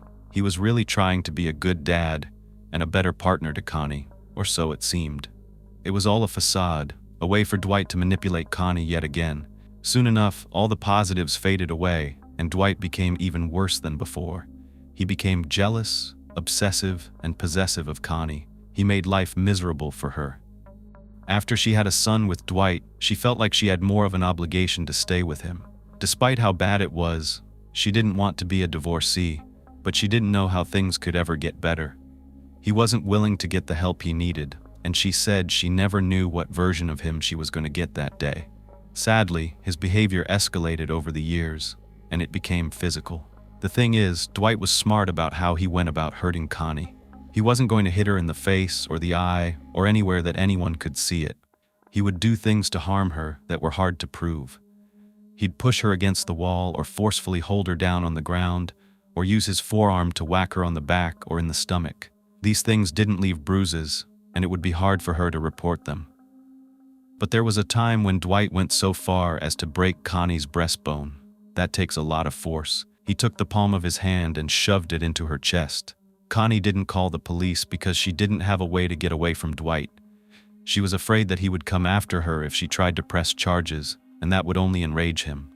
Instead, she slept with a knife under her pillow. She just didn't know when he would become so out of control that he would try to kill her. She was in fear for her life. So, over the next few years, while living in a nice house in Scottsdale and working hard to provide the best life possible, she saved money in a secret bank account. She confided in the right people. She came up with a solid escape plan, and she hired the right attorney, Elizabeth Feldman. Connie knew she wanted out. It was early 2009. Dwight had gotten to a point where he was threatening to take his own life and the life of their son so that Connie would have to spend the rest of her life suffering, knowing it was her fault that they were both dead. It's very manipulative. He used this against her anytime he wanted her to do something that she wouldn't comply with.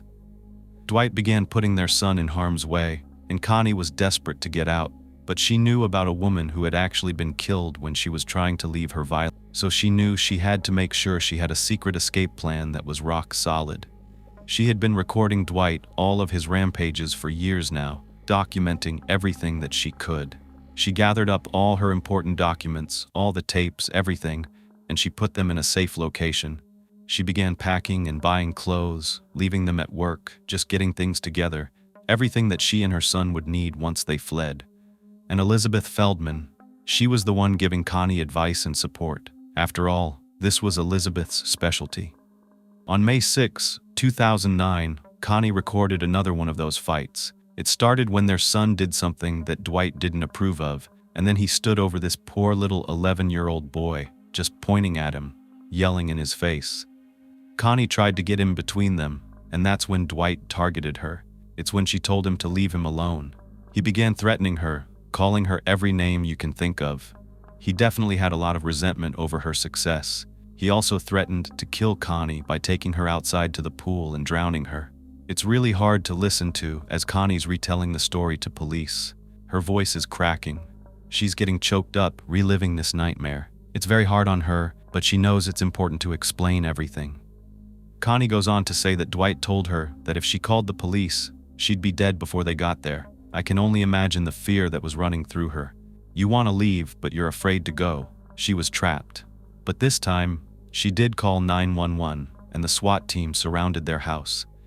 Dwight wouldn't come out. He was holding his 11-year-old son hostage. This is him yelling outside, blaming it on someone else, as usual. After an hour-and-a-half standoff, Dwight finally appeared outside the front door with his son in front of him, like a human shield. Wow, that is heartless, and Connie felt helpless because her son was inconsolable. He was breaking down, horrified, and she couldn't bear to see him like that. It was devastating her. But finally, Dwight was arrested. Now was Connie's chance to get away.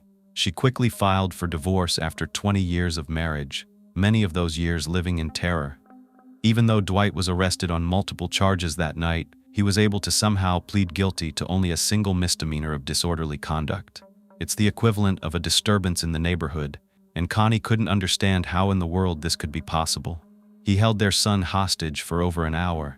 How was he getting off this easily? And he wasn't going to be held in jail. They just gave him 12 months of probation.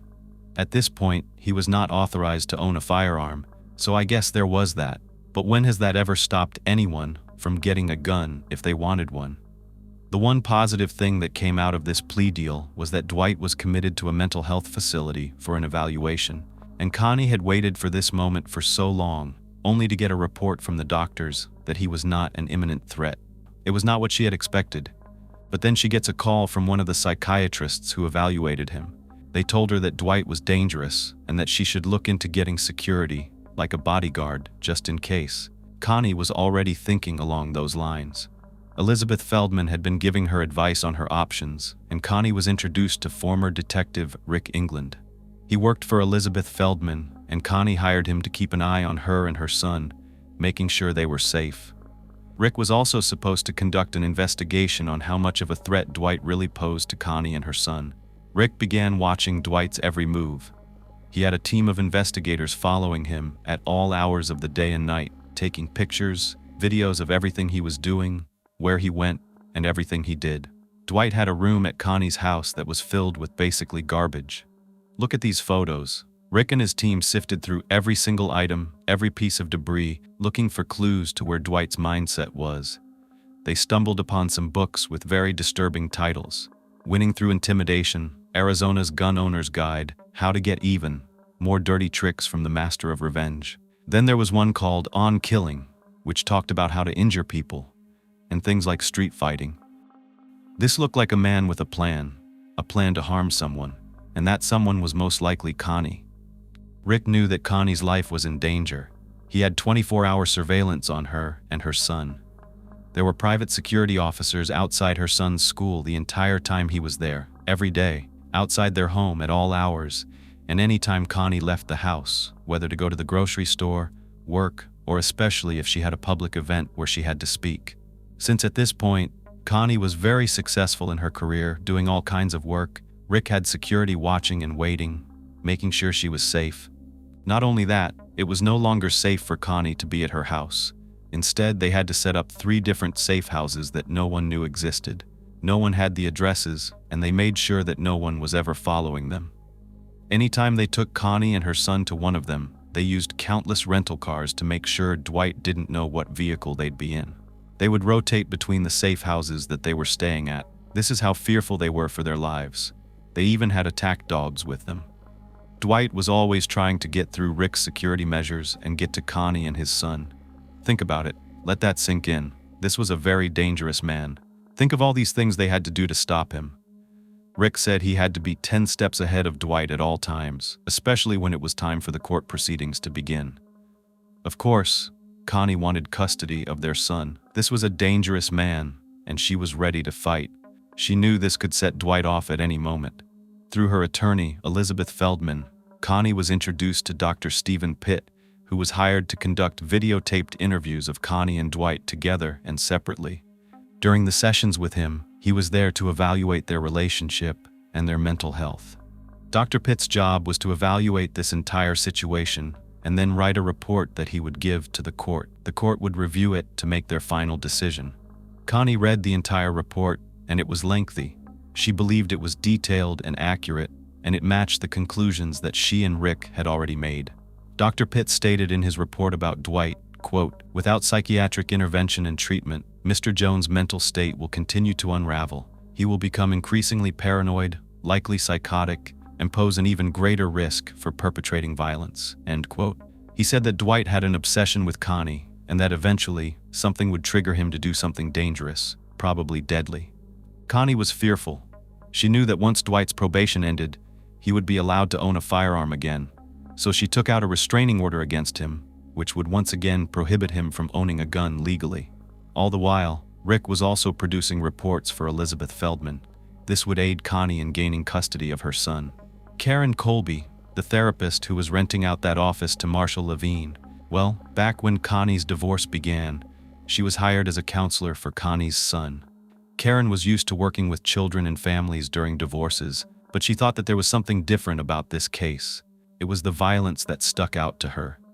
She called it the scariest case that she had ever been involved in. She worked on this case for 2 years as it went to trial in 2011. Dr. Stephen Pitt and Karen Colby testified and presented their findings to the court. Dr. Pitt said that Dwight had an anxiety disorder, a mood disorder, and features of antisocial, narcissistic, and paranoid personality disorder. In his defense, Dwight's attorney told the court that Dwight believed that Dr. Pitt, Karen Colby, and all the other people on the case just accepted his wife's account of their entire relationship without question because she was a doctor, and Dwight was not part of the doctor club.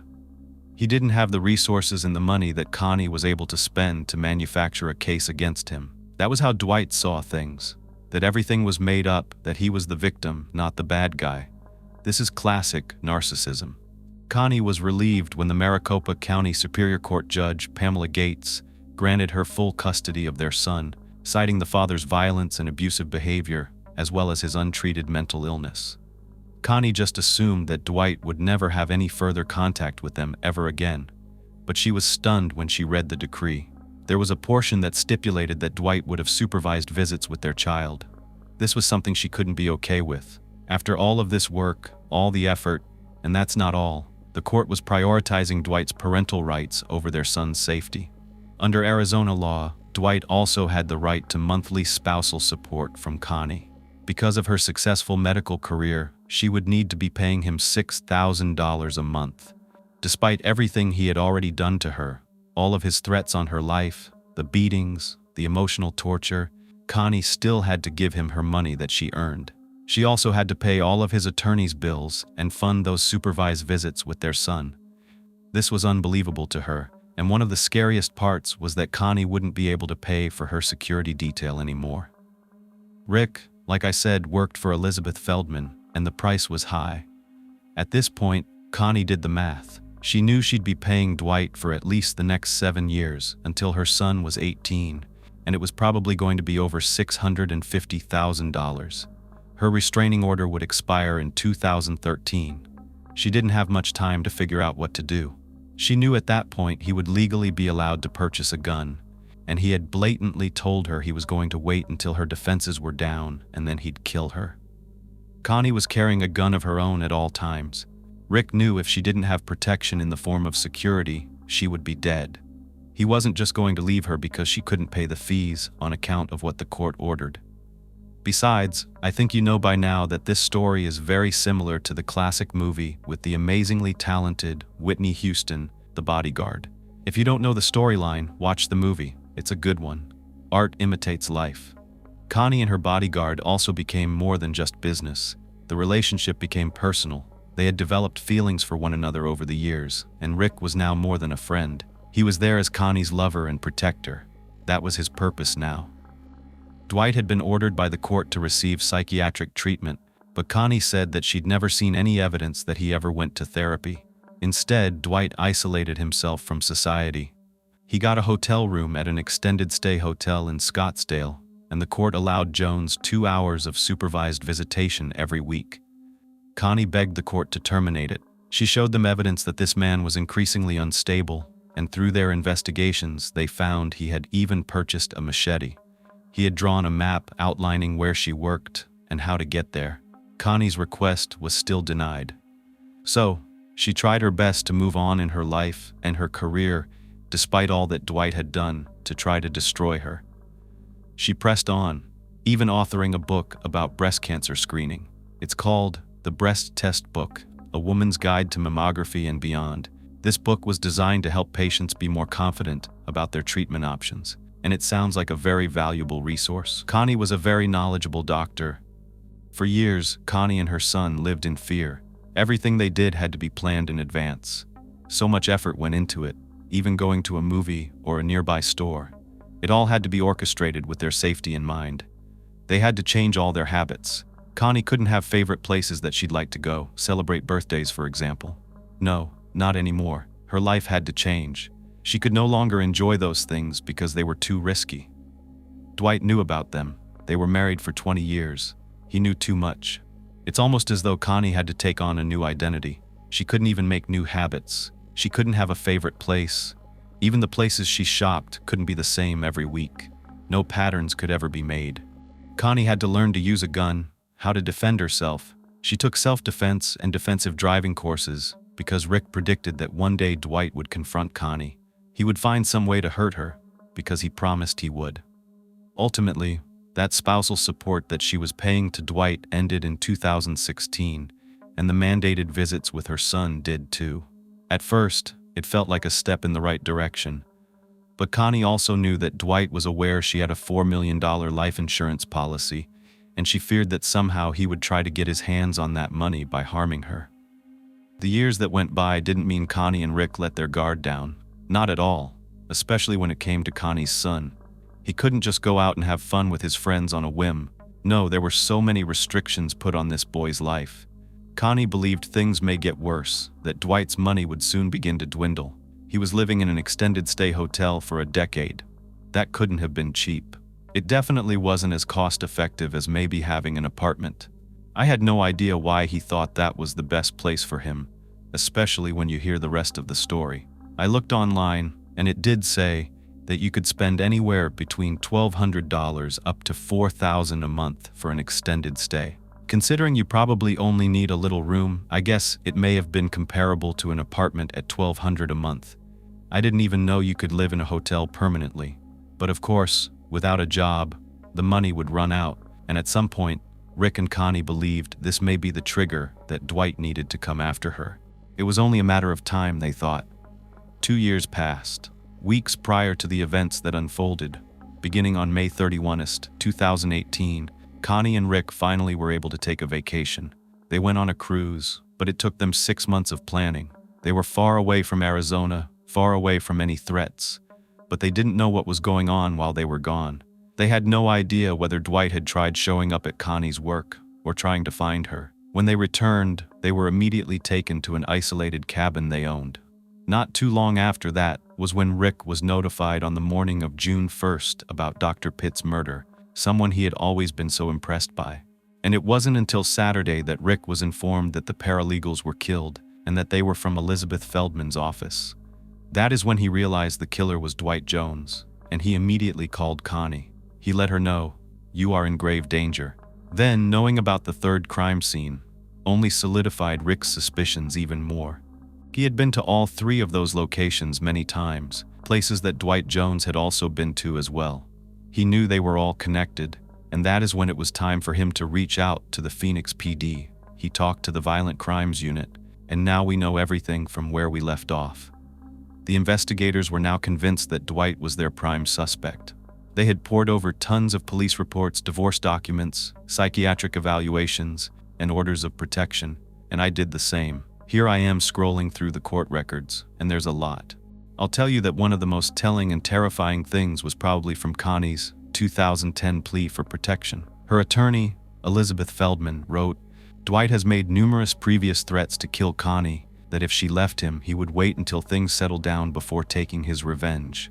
Rick gave the police a description of Dwight Jones as well as the make and model of his vehicle, a 2001 gold Mercedes and an EC20 recall. The police had footage of a gold Mercedes in the vicinity of Dr. Pitt's office at the time the crime was committed.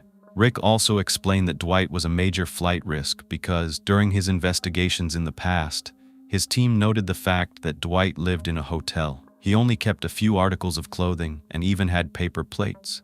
This was a sign that he could up and leave at a moment's notice. They had to move fast. What didn't add up was the composite sketch of the killer being a white man when Dwight was not white. Maybe the eyewitness had seen someone else leaving and assumed it was the killer. They weren't sure, but now they knew who they were looking for and where he'd be, because Rick told them Dwight had lived at this extended stay for 9 years. 9 years.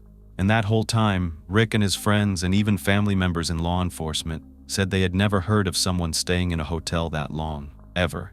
Sometimes, to help Rick out, they would drive by to see if Dwight's car was still parked in his usual spot, and it was. At this point, they had stopped doing actual surveillance. 2 years had gone by. They were now in isolation and protection mode, because the investigators had that DNA from the bullet casings they found at the crime scenes. They collected a sample of Dwight's son's DNA and waited for results. Almost immediately, the lab notified them and said, "It's a match. Dwight Jones was indeed the shooter." And even though Connie knew how dangerous Dwight was, she was still shocked that he really did this. He really carried out his deadly revenge. She had always called Dwight her personal terrorist, but she never imagined his behavior would have such a devastating impact on the community at large. Around 11 p.m. on June 3rd, Dwight's car was spotted in a neighborhood called Fountain Hills, near Kit Fox and Paradox Roads, but the police had still not made contact with him until 3 p.m., when they saw Dwight driving his gold Mercedes around Scottsdale. The surveillance team started to follow him. He made several stops, visiting a convenience store, going to McDonald's, then to a friend's house, and then to McDonald's again. On that second visit to McDonald's, the surveillance team watched him get out of his car with a paper bag and throw it in a dumpster. Well, after Dwight got back in his car and drove away, investigators scoured that dumpster. They found the bag, and inside was a .22 caliber pistol, but they knew that this one was not used in the 4 murders. It was the wrong caliber. Everyone was killed with a .40. So the investigators were curious about why Dwight would need to dispose of that gun and where the murder weapon was. They started to backtrack and found evidence that Dwight was at a residence located at 14906 East Kit Fox Place around 12 to 1 p.m. earlier that day. So they wanted to try to make a connection between that place and Dwight, but they couldn't. So they sent out some units to go up to this home and investigate. They knocked on the door, but no one answered. They walked around the house. It was pretty normal, nothing going on. This was a really pretty house. They didn't see anything out of the ordinary. It was about a 30-minute drive away from the extended stay hotel, so it seemed like Dwight was kind of going out of his way to go there. They wanted to know why. It was on a dead-end street, a cul-de-sac, and had a winding driveway. As investigators walked around the home, knocking on windows and looking inside, they still weren't getting any answers. Now, usually, it wouldn't be too much of a cause for concern, but considering what they found at the last 3 places they knew Dwight had been in the last few days, they were even more concerned. So, eventually, they took a ladder, put it up to the house, and looked inside of a window. This gave them a view into the main portion of the home, and that's when they saw the body of a man lying on the ground. It was obvious to them that he had been shot. At this point, they forced entry into the home, and that's when they discovered a second body. It was a female this time. Both were deceased and had been shot with a .22 caliber weapon. This matched the caliber of the gun that the investigators found in that dumpster that Dwight had discarded. The victims were identified as 70-year-old Mary Simmons and her 72-year-old boyfriend, Byron Thomas. They were able to determine from records that the gun actually belonged to Byron Thomas, but they had no idea what the connection was. However, they knew that Dwight had killed them, and he had now taken the lives of 6 people. Mary Lee Simmons was born in Missouri on December 18, 1947, and she was the second oldest of 12 children. She had 10 sisters and 1 brother: Velma, Shirley, Grundy, Pearline, Luana, Denise, Brenda, Gloria, Felicia, Teresa, and her brother James. That's a full house. After Mary graduated from high school, she moved to Chicago, Illinois, and started her career as a dental assistant. She later became a dental hygienist. In 1979, she married a man named Ernest Durham, and together they launched Durham Hair Products, which included Curly Grow, Chicago Curl, Leisure Curl, and many others that were popular in the 1980s and throughout the 90s. Mary eventually moved to Arizona, where she met her loving companion, Byron Hayward Thomas. Mary was a caring person, and she became Byron's caretaker because, at the time he was killed, Byron was reportedly blind. Sadly, I couldn't find out much about Byron, but I know that Mary loved him very much. They enjoyed traveling, and Mary loved playing tennis. That's actually how she met Dwight Jones. She met him about 5 years prior to her murder, and it appeared that they just had a casual relationship. They enjoyed playing tennis together at different local parks. Mary was known to be quite the superstar on the court, and Dwight apparently called himself a tennis instructor. How odd. Now, this is a very loose connection which had nothing to do with Dwight's divorce proceedings, so it didn't really make sense. Why would he kill this couple? Neighbors were shocked. Harriet Hasmodeus, who lived next door, heard the news and said, "Are you kidding me? Mary and the killer played tennis together?" She continued, "I knew she was playing tennis and she was very active, but I didn't know she played tennis with him. Why would he kill her?" Harriet also said, "I think there must be more to the story. Why would he pick Mary and poor Byron? They had nothing to do with it. This is not a reasonable explanation. You play tennis or some kind of sport, and then they come and kill you." Clearly, everyone who lived close to Mary was on edge. Murder after murder, and now right in their own neighborhood. So I can understand their fears. After Mary and Byron were found, investigators started to plan a way to catch Dwight and bring him into custody, knowing he was going to kill again. They devised a plan and were going to put it into place as soon as possible. By 1 a.m. on Monday, June 4th, In the middle of the night, Rick and Connie, doing investigations of their own, found a lot of stuff on social media. A smear campaign led by none other than Dwight Jones. They found a YouTube channel that they believed he had created, called Exposing Lowlifes. Yeah, except Dwight wasn't referring to himself. No, he was attempting to expose Connie to the public. Before his rampage, he created 18 videos totaling over 10 hours of footage. Eerie videos with a white mask and a voiceover of himself talking about the divorce, sharing Dr. Pitt's evaluation, doing reaction videos to them, and addressing one of the videos with a long letter to his son. In others, he outlined what he believed was a conspiracy against him, how the lawyers, the psychiatrist, his ex-wife, they all conspired against him, that the divorce was rigged, and that they stole his son from him. He shared these videos on Facebook as well. Here's the post he made. Look at the way he titled the video. Interview with lying female doctor. Child, it starts with an M, rhymes with Chester, can't say it on this channel. The description read that this doctor, Connie Jones, had done something terrible to her son and then tried to have her husband killed by cops when he caught her doing this. He also had this really weird and disturbing Twitter account where he had messages for his son. One of them was an open letter. He said, "I've been trying to see you for years. Your mom stops the visits." Another one says, "I support the Me Too movement because all along he's trying to make it look like Connie is doing really inappropriate things to their child. If you know what I'm talking about, it starts with an M, Chester, do the math." And he would post links on Twitter to the same YouTube videos. Another one was entitled, "How Dr. Connie Jones Got Away with Child Blank," and the description read, "Female doctor in Scottsdale, Arizona got caught by her husband doing bad things to their child. Dr. Connie P. Jones and her secret cop friend, Rick England, tried to have him killed." This just goes on and on. Then, in March 2008, Dwight found his son's girlfriend and he mentioned her in a tweet, saying this, "Please tell him happy belated birthday. I love him and I miss him. And I tried to tweet him, but his mom blocked me to keep us apart. You two make a nice looking couple. Please follow." He would also mention ASU news sites on Twitter, sending them these really odd, rambling tweets on his YouTube videos. He attempted to get in contact with his son by an open letter. Here's part of that. "Every time I try to reach out to you, your mother blocks contact. I know what she's been telling you, that I was dangerous and a danger to you, and a threat to you, and a threat to her. I was never a threat to you." He even told the story of his interview with Dr. Pitt, in his version of course, including some of the original video footage. "This woman can't complain that this is some confidential stuff I put out. This is my ex-wife, talking to a guy named Dr. Stephen Pitt, who is doing a risk assessment at my access request because she says I'm a threat to her and my child. She's already had me involuntarily put into a psychiatric hospital because of an argument we had that she set up and tape recorded. That's another long story that we'll get into later, but I just wanted you to see what a pathological liar she is, a bad one at that." In his actual interview with Dr. Pitt, he said that Connie was the one hurting their son, and that she cheated on him a number of times, that she was a bad mom, and lied to make her look like Dwight was the violent one. But it was really her, and that she did all this so she could hurt Dwight and take his son away. But ultimately, she would be the one that loses custody. But we know that didn't happen. Instead, Dr. Pitt lost.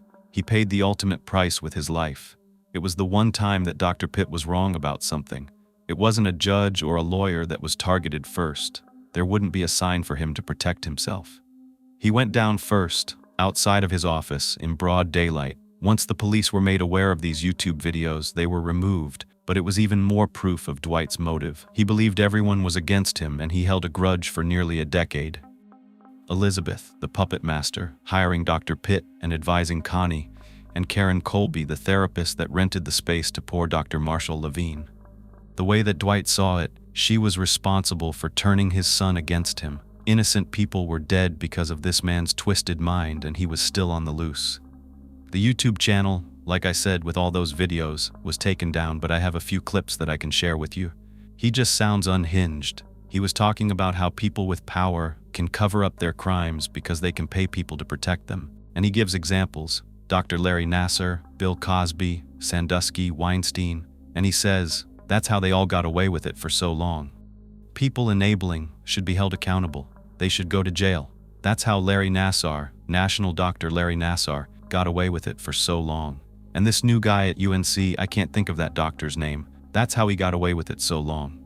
That's how Bill Cosby got away with it. Sandusky, Weinstein, all of these people had money and titles, and they had people covering up their crimes. Just like Connie. How many people does she have to grow? How many children does she have too much before she's brought to justice? And by the way, if you're not familiar with these cases that he mentioned, they were all doing sexually inappropriate things to children and women, and they had money and power, and that's what he thought they used so they could keep doing it. Some of that may be true, but then he goes on to compare them to Connie and her entourage, saying that those evil men had people covering up their crimes, just like Connie has the lawyer and doctors covering for her. She has the money and the power, and Dwight didn't. He's basically talking nonsense, and the evidence was piling up. They really didn't need more.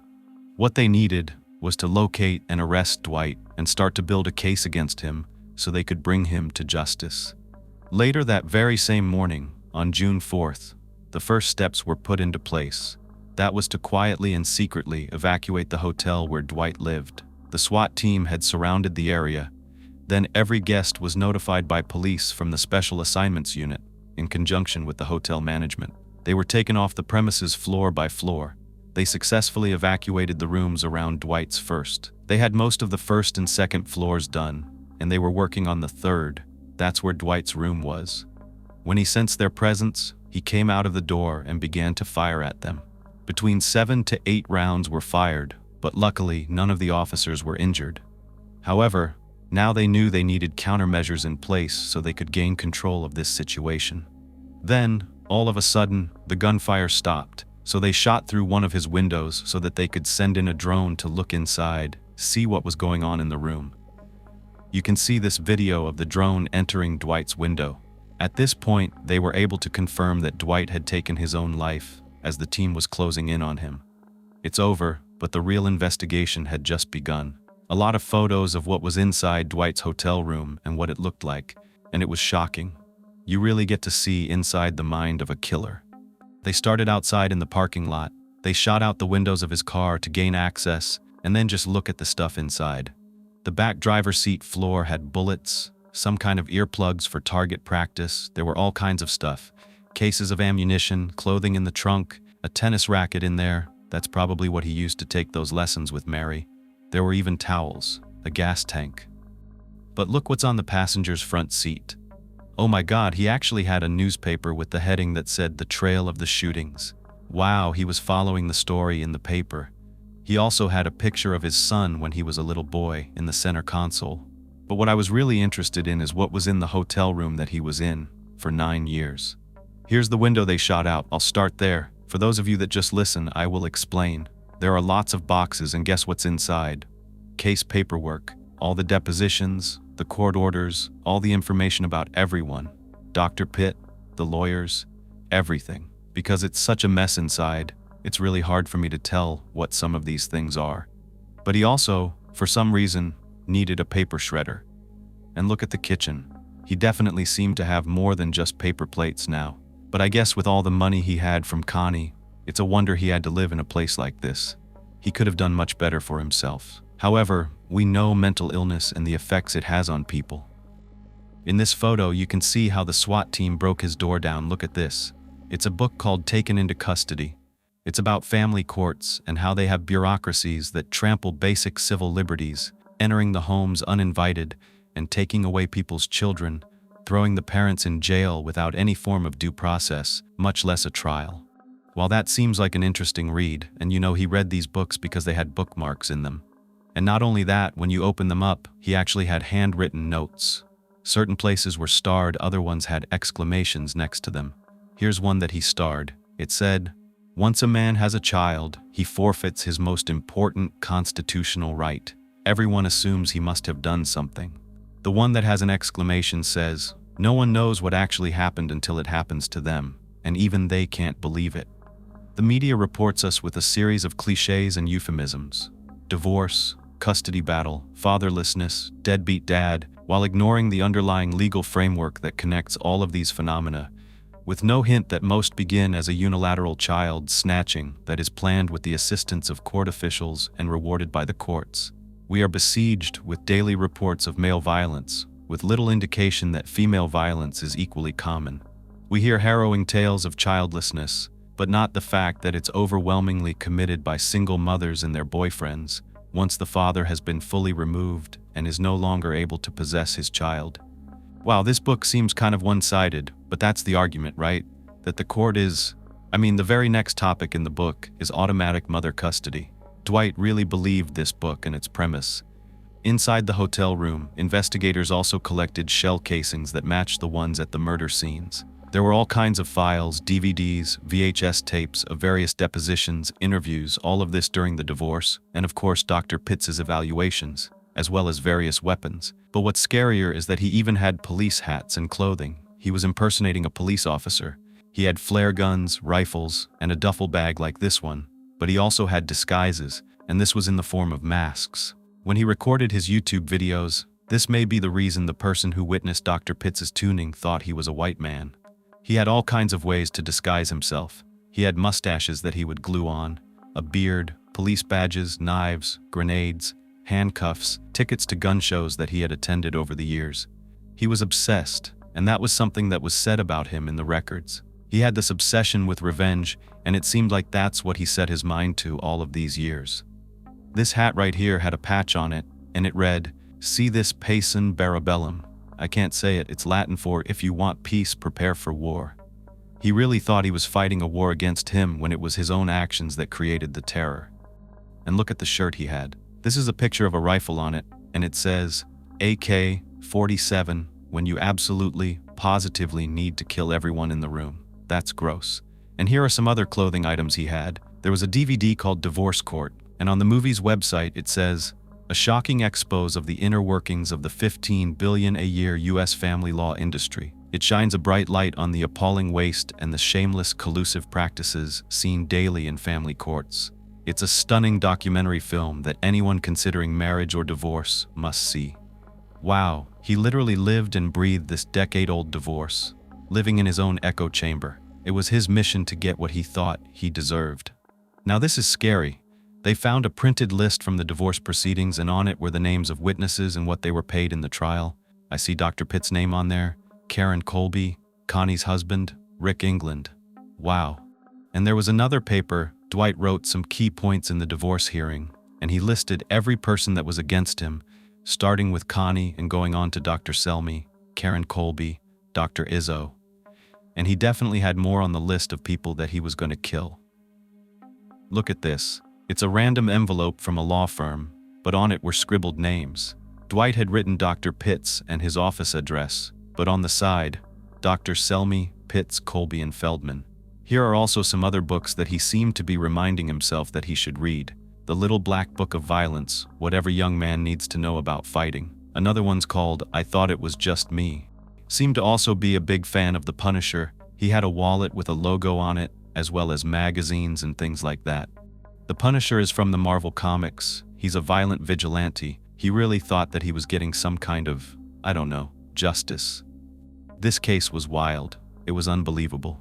It's scary. It just goes to show you that you never know what someone is doing, what they're thinking, and what they're planning.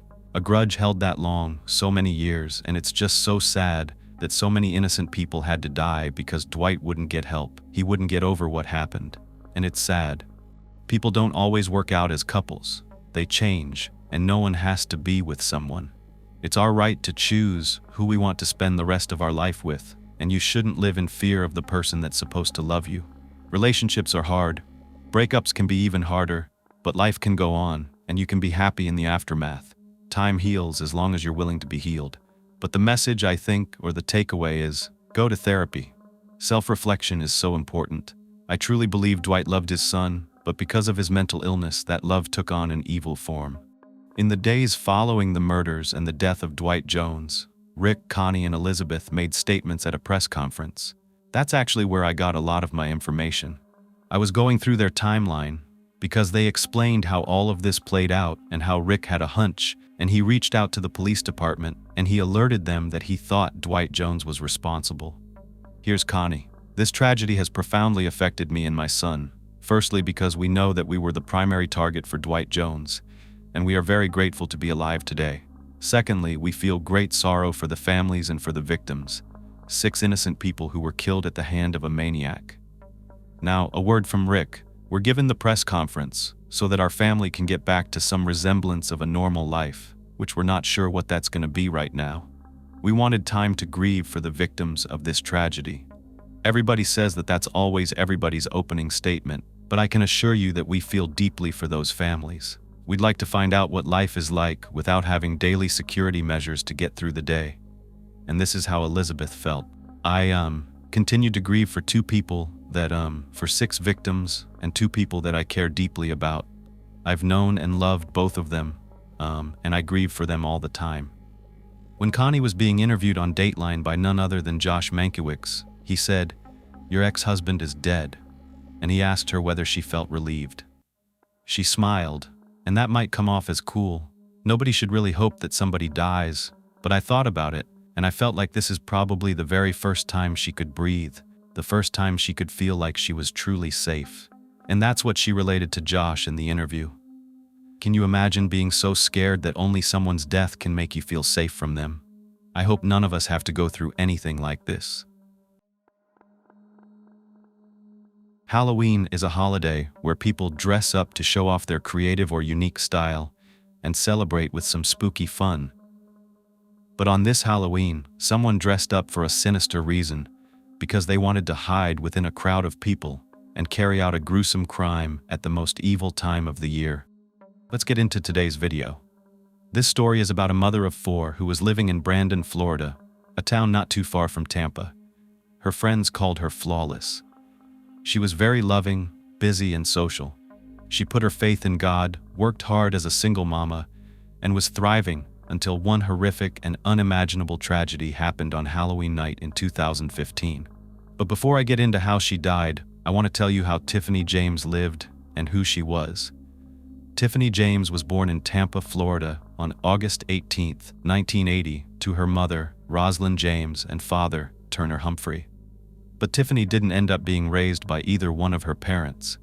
Instead, she went to live with her maternal grandmother, Bua James, and therefore she kept her mother's last name, James, instead of her father's last name, Humphrey.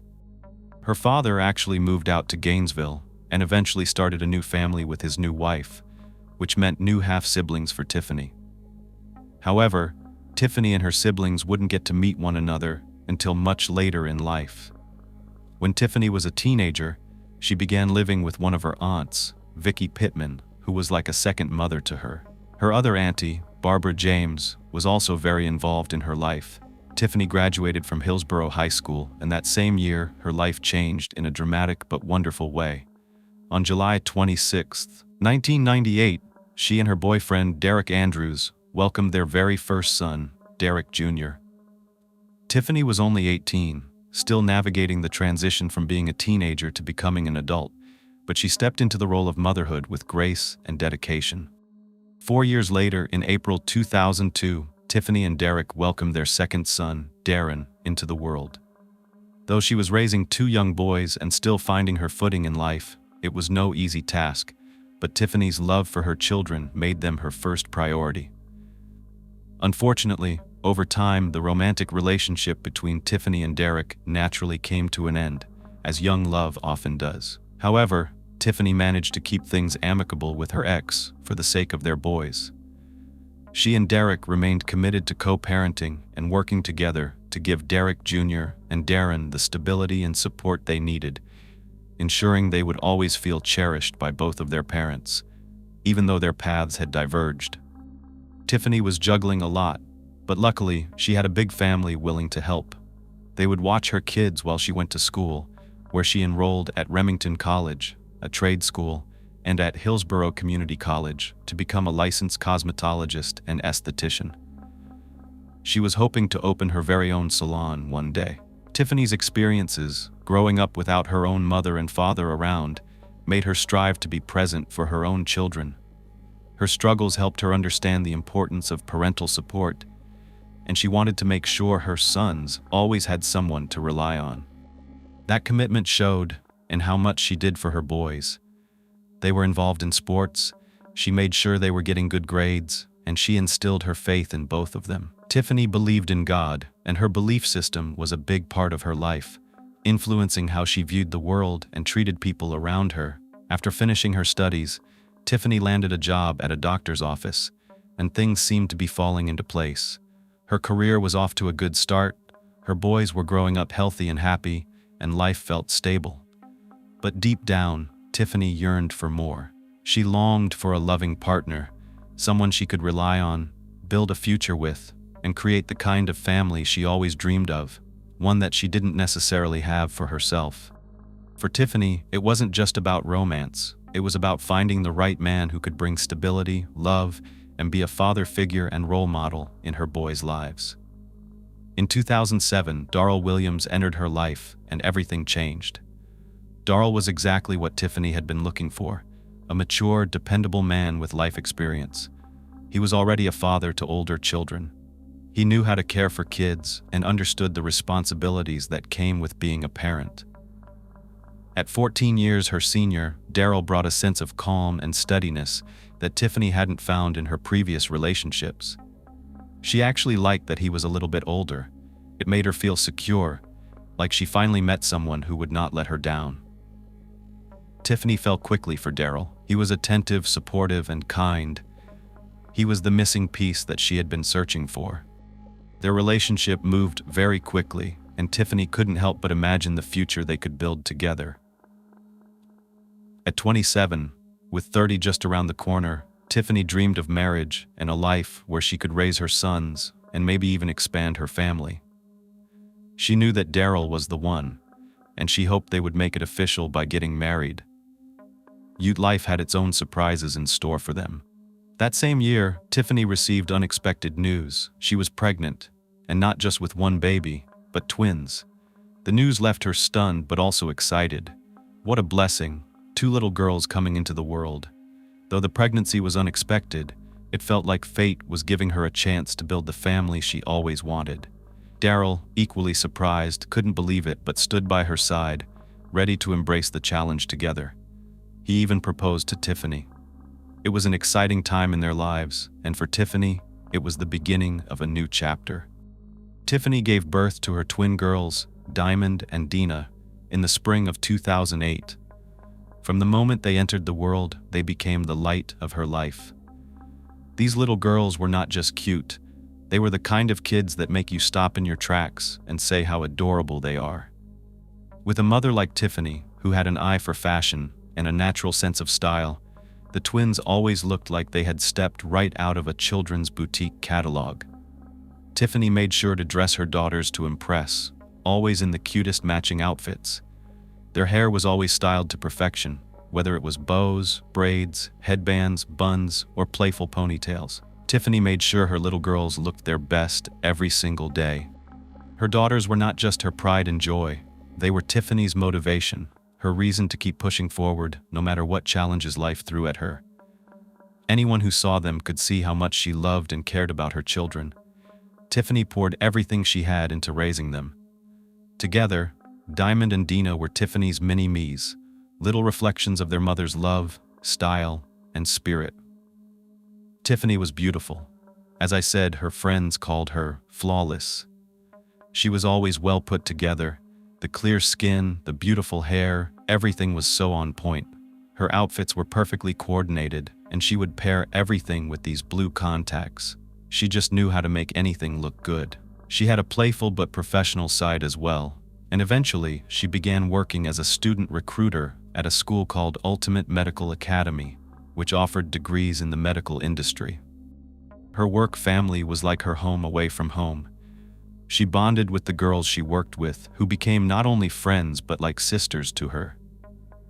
That's just who Tiffany was.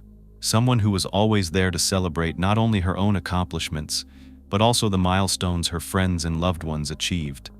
She would be there at your graduation, cheering you on, encouraging you if you were feeling down, always posting words of affirmation on her Facebook and helping to build others up. One quote she posted said, "Whoever is trying to bring you down is already below you." As Tiffany's little family was growing, she was about to add 4 more family members to the mix. I mentioned at the beginning that she had half-siblings. Eventually, when her daughters were just a couple of years old, Tiffany's father finally told his children that they had an older sister. Tiffany was then introduced to her two half-sisters, Tarina and Serena, and her half-brothers, Turner and Darrell. Tiffany and Darrell really connected. They kept in touch, and Darrell would look to Tiffany whenever he needed anything, whether it was just advice or someone to confide in. Tiffany was always there with sisterly encouragement. Her half-sisters were also excited, as they didn't grow up with a big sister. So this was all very new, exciting, and fun. Soon, Tiffany and her 4 kids were making trips up to Gainesville to celebrate holidays, birthdays, and events with her brothers and sisters and their families. Even though Tiffany had gained new relationships, the one with Darrell wasn't strong enough to stand the test of time. After about 5 years together, they decided to go their separate ways. By 2012, Tiffany was a single mom again, but it seemed like she was stronger than ever. She moved into an apartment of her own in the Providence Lakes apartment complex at 1807 Chapel Tree Circle in the town of Brandon. She also got a new job, working as a hairstylist at a local salon. She'd promote her services on Facebook and Instagram under the name Tiffany Hair Royale. She posted a graphic that had those check boxes, I'm sure you've seen them, with single and taken on the left side. Hers would say, busy doing hair, and it was checked off as busy doing hair because that's what Tiffany was focusing on. Her clients loved her. They looked forward to their appointments, and Tiffany loved making them look and feel their best. In fact, Tiffany was even asked to offer her time and services at the Look Good Feel Better class for women with cancer. This is a workshop led by licensed cosmetologists who do in-person workshops to help women with cancer manage the appearance-related side effects of their cancer treatments. Tiffany was so proud and honored to be a part of this cause. Tiffany had also started attending networking events, specifically one called SWAT, Successful Women Around Tampa. She would take her kids to church on Sundays at Rivers of Life Ministries, and the twins even attended Villa Madonna private Catholic school. The tuition there is not cheap. Nowadays, it's over $7,000 per year per student. I'm not sure what it was back in 2013, but Tiffany worked hard to make sure the girls were getting a quality education. They were also in cheerleading, the boys played sports, and they maintained good grades. Tiffany even posted Derek Jr.'s high school report card to her Facebook, showing off what a great student he was. She said, "My baby just keeps making his mama proud. First year in high school, and he still managed to keep his 3.0 GPA, play sports, and participate in extracurricular activities." Then he told me, "Mom, this is just the beginning. I'm shooting for a 4.0, and I replied, "The sky is the limit, baby." She thanked the Lord for blessing her with awesome kids and said that failure is not an option for her or in her house. Tiffany even got a personal trainer. She was working out on a regular basis at the gym, and when she wasn't working on her career or herself, any extra time she had, she spent with her kids, whether at home with them, taking them bowling, to the circus, the fair, or out to eat lunch or dinner, anything to make them smile. She posted a quote, along with pictures of all of her kids that said, "Successful mothers are not the ones who have never struggled. They're the ones who never give up, despite the struggles," with the caption, "My motivation and inspiration." Somehow, juggling all that she did, Tiffany still found some me time, which often just meant watching an episode of Criminal Minds and having a strawberry margarita. That sounds like fun to me. She called it priceless and hashtagged it as "This is the good life." I'm sure a lot of us can relate. Sometimes it's just the little things. Other times, she would make a whole event of it and go out with her girlfriends, looking fabulous while doing it. When the twins were at their dad's house and she and her girls had a little more free time, they would get dressed up and have a night out on the town. Of course, Tiffany was feeling that familiar feeling that her life wasn't complete without a partner to share it with, a man. She was looking for Mr. Right and was hopeful she would meet someone who matched her ambition and dedication to her family. But she wasn't interested in settling. Just like her Facebook post from February 10th, 2014 said, "It's better to be single with high standards than in a relationship settling for less." In the meantime, though, she was enjoying the single mama life, and that kept her busy enough. In March of 2014, Tiffany celebrated the twins' birthday at the Nickelodeon Hotel in Orlando. Then in March, it was Darren's 13th birthday. Her Aunt Vicky and her husband came out to celebrate with the family. Tiffany went all out for birthdays and celebrations. She got a custom Nike sneaker cake and a matching custom balloon set for her son, and they all sat at this long table on the upper balcony area of Mao's Italian restaurant. It was such a great time. Even Tiffany's grandma came, even though she wasn't feeling well, the one who raised her. She said she wouldn't miss it for the world. Tiffany posted pictures from that night saying, "God favors me and mine. Thank you to all of my family and friends that came out for Darren's 13th birthday dinner. He was extremely happy, and that's all that mattered to me. One monkey don't stop no show. The show went on with those that mattered the most." So what I'm assuming from this post is that someone either didn't come as expected or tried to ruin their evening somehow. It doesn't say who she was referring to by giving the emoji of a monkey. It could have been Darren's father, Derek, I'm not sure. But either way, Tiffany didn't let anyone spoil the evening. Tiffany and the kids had a really fun spring break after this. She spent one night on a casino cruise with all of her friends and a girls' night out. She had a dinner with the twins, and then she went jet skiing with her sons. In June, Diamond and Dina had their kindergarten graduation pictures taken, and that same month, Tiffany's father actually got together with her and the kids, so the summer was off to a great start.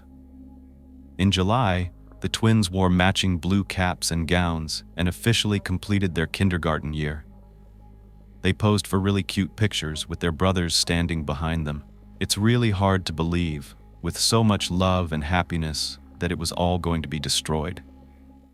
Tiffany's next summer would be her last, but there was no way anyone could have predicted that. That August, Tiffany turned 34, and by the spring of the next year, in 2015, she had her own hairstyling business at Pure Elegance Beauty Lounge, telling her Facebook friends to like her new business page. Tiffany was offering professional hairstyling as a certified hair loss specialist. She specialized in celebrity hair extensions for all hair types, elegant and classy styles, natural hair relaxers, custom hair coloring, healthy hair maintenance, eyelashes, and even makeup. This was the beginning of Tiffany's dream of owning her very own salon one day. She was one step closer, and even closer to another dream as well. That summer, 2015, she bumped into an old friend, and for clarity, we are going to be calling him Ben, because I don't want this to get even more confusing. We already have a Derek, a Daryl, a Diamond, and a Dina. So, Tiffany and Ben reconnected. He was someone she was already familiar with, so there wasn't really that weird, awkward stage where you have to kind of break the ice at the beginning of a new relationship. Ben was also a single parent. The two of them could relate to what that was like. They started off as friends, but soon things progressed, and then they were officially dating. I noticed during this time, Tiffany was posting a lot less on Facebook. There weren't many photos of her and the kids or her new man. It was mainly quotes and a lot of illustrations of a lion, because she was a Leo. She did, however, post on Instagram a few times, alluding to spending time with her boyfriend. One picture was of him and her with their heads together. He was kind of like kissing her neck, but he wasn't showing his face. I think she was still kind of taking it slow before showcasing her new boo. But on October 1st, 35-year-old Tiffany changed her cover photo on Facebook to a picture of a man and a woman's hands clasped together on top of a Bible, wearing wedding rings and matching Rolex watches. This, I was guessing, was an inspirational picture, something she could look forward to. Because we know Tiffany is a woman of God, she wants a forever type of love, rooted in faith, but she also wanted to prosper. This was a perfect example of her goals, and someone even commented that her finger was stuck on the love button. Those close to her knew that she was in a good place with Ben, and Tiffany had a lot of hope for the future. But we know that her life will be cut short, and all the dreams she had for her life would end at the hands of a monster. Gearing up for Halloween, the twins picked out their costumes for trick-or-treating. The year before, they went as Supergirl and the other as a zebra. Forgive me for not being able to tell them apart. they look identical to me. But this year, one of them went as a police officer, and the other was a fairy. They looked adorable. Since they lived in an apartment complex, and generally that's not the best place for trick-or-treating, the plan was to get together with friends and go to a nearby neighborhood to collect candy and spend some time together before heading back home. Tiffany snapped a picture of the girls and posted it to her Instagram with a caption, "Happy Halloween," before the trio got into Tiffany's car and headed out. Brandon, Florida, attracts a lot of families. It has affordable living, great public and private schools, safe neighborhoods, and the crime rate is below the national average. It's a place where residents feel safe walking on the street at night, especially on a holiday like Halloween, when hundreds of people are in the streets going door to door for treats. If you look at a bird's eye view, this is a very residential area, homes all around, close to where Tiffany lived. It was bound to be a fun night for everyone. But let's jump to around 11 p.m. later that Halloween night. A woman living in the Providence Lakes apartment complex, a few doors down from Tiffany, was settled in on her living room couch, engrossed in a marathon of horror movies, which made what happened next even more eerie and unsettling. Out of nowhere, there was a thunderous boom that echoed through the walls of her apartment, which snapped her right out of being fixated on the screen of the TV. She realized it was someone banging on her front door. Before she could jump up and look out the peephole, the door suddenly burst wide open with a startling force and slammed against the wall. This was terrifying. It's Halloween night. It's dark. She's watching horror movies. She inched near the opening, curious to find out what was going on. When she cautiously peeked out, she couldn't believe what she was looking at. Right there, outside her front door, was a figure straight out of a horror movie. It was a person dressed head to toe in black, wearing a white hockey mask, just like Jason Voorhees, the villain in the Friday the 13th movies.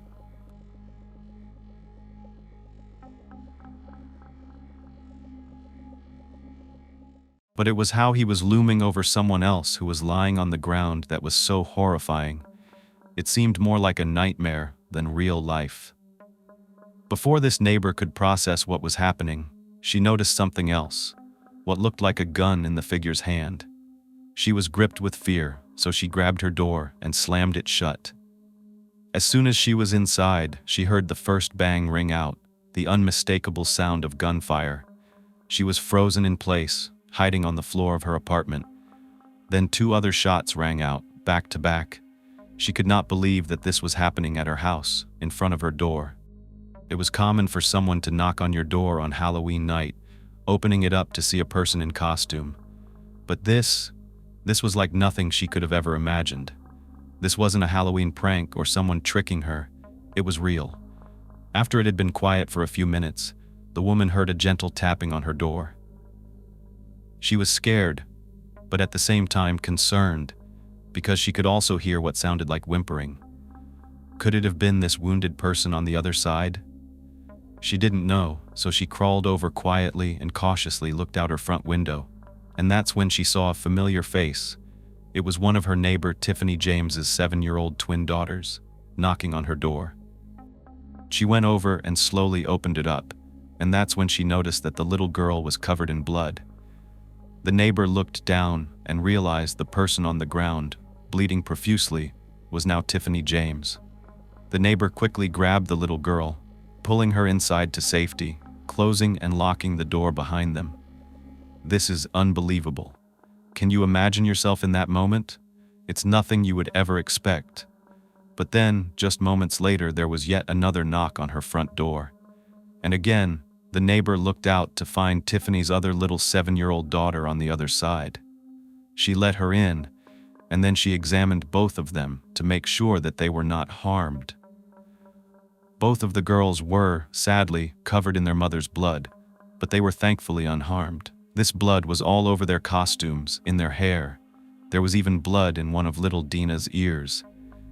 Clearly, they had been very close to their mother when she was shot. As the neighbor tried to wrap her brain around what had just happened, she eventually did, of course, call 911.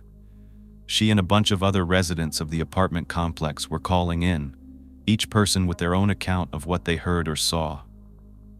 In a heavily populated community like this, with units close together, especially on a night like Halloween, a lot of people were still awake when the shooting occurred, and they had information to provide.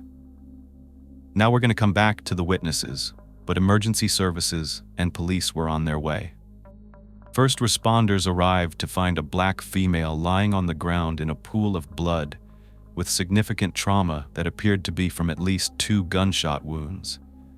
The neighbor identified the victim as 35-year-old Tiffany James. She was then rushed to Tampa General Hospital, and of course, a bunch of neighbors were now outside, standing around, wanting to know what happened. Police were taping off the area with yellow crime scene tape and looking for clues.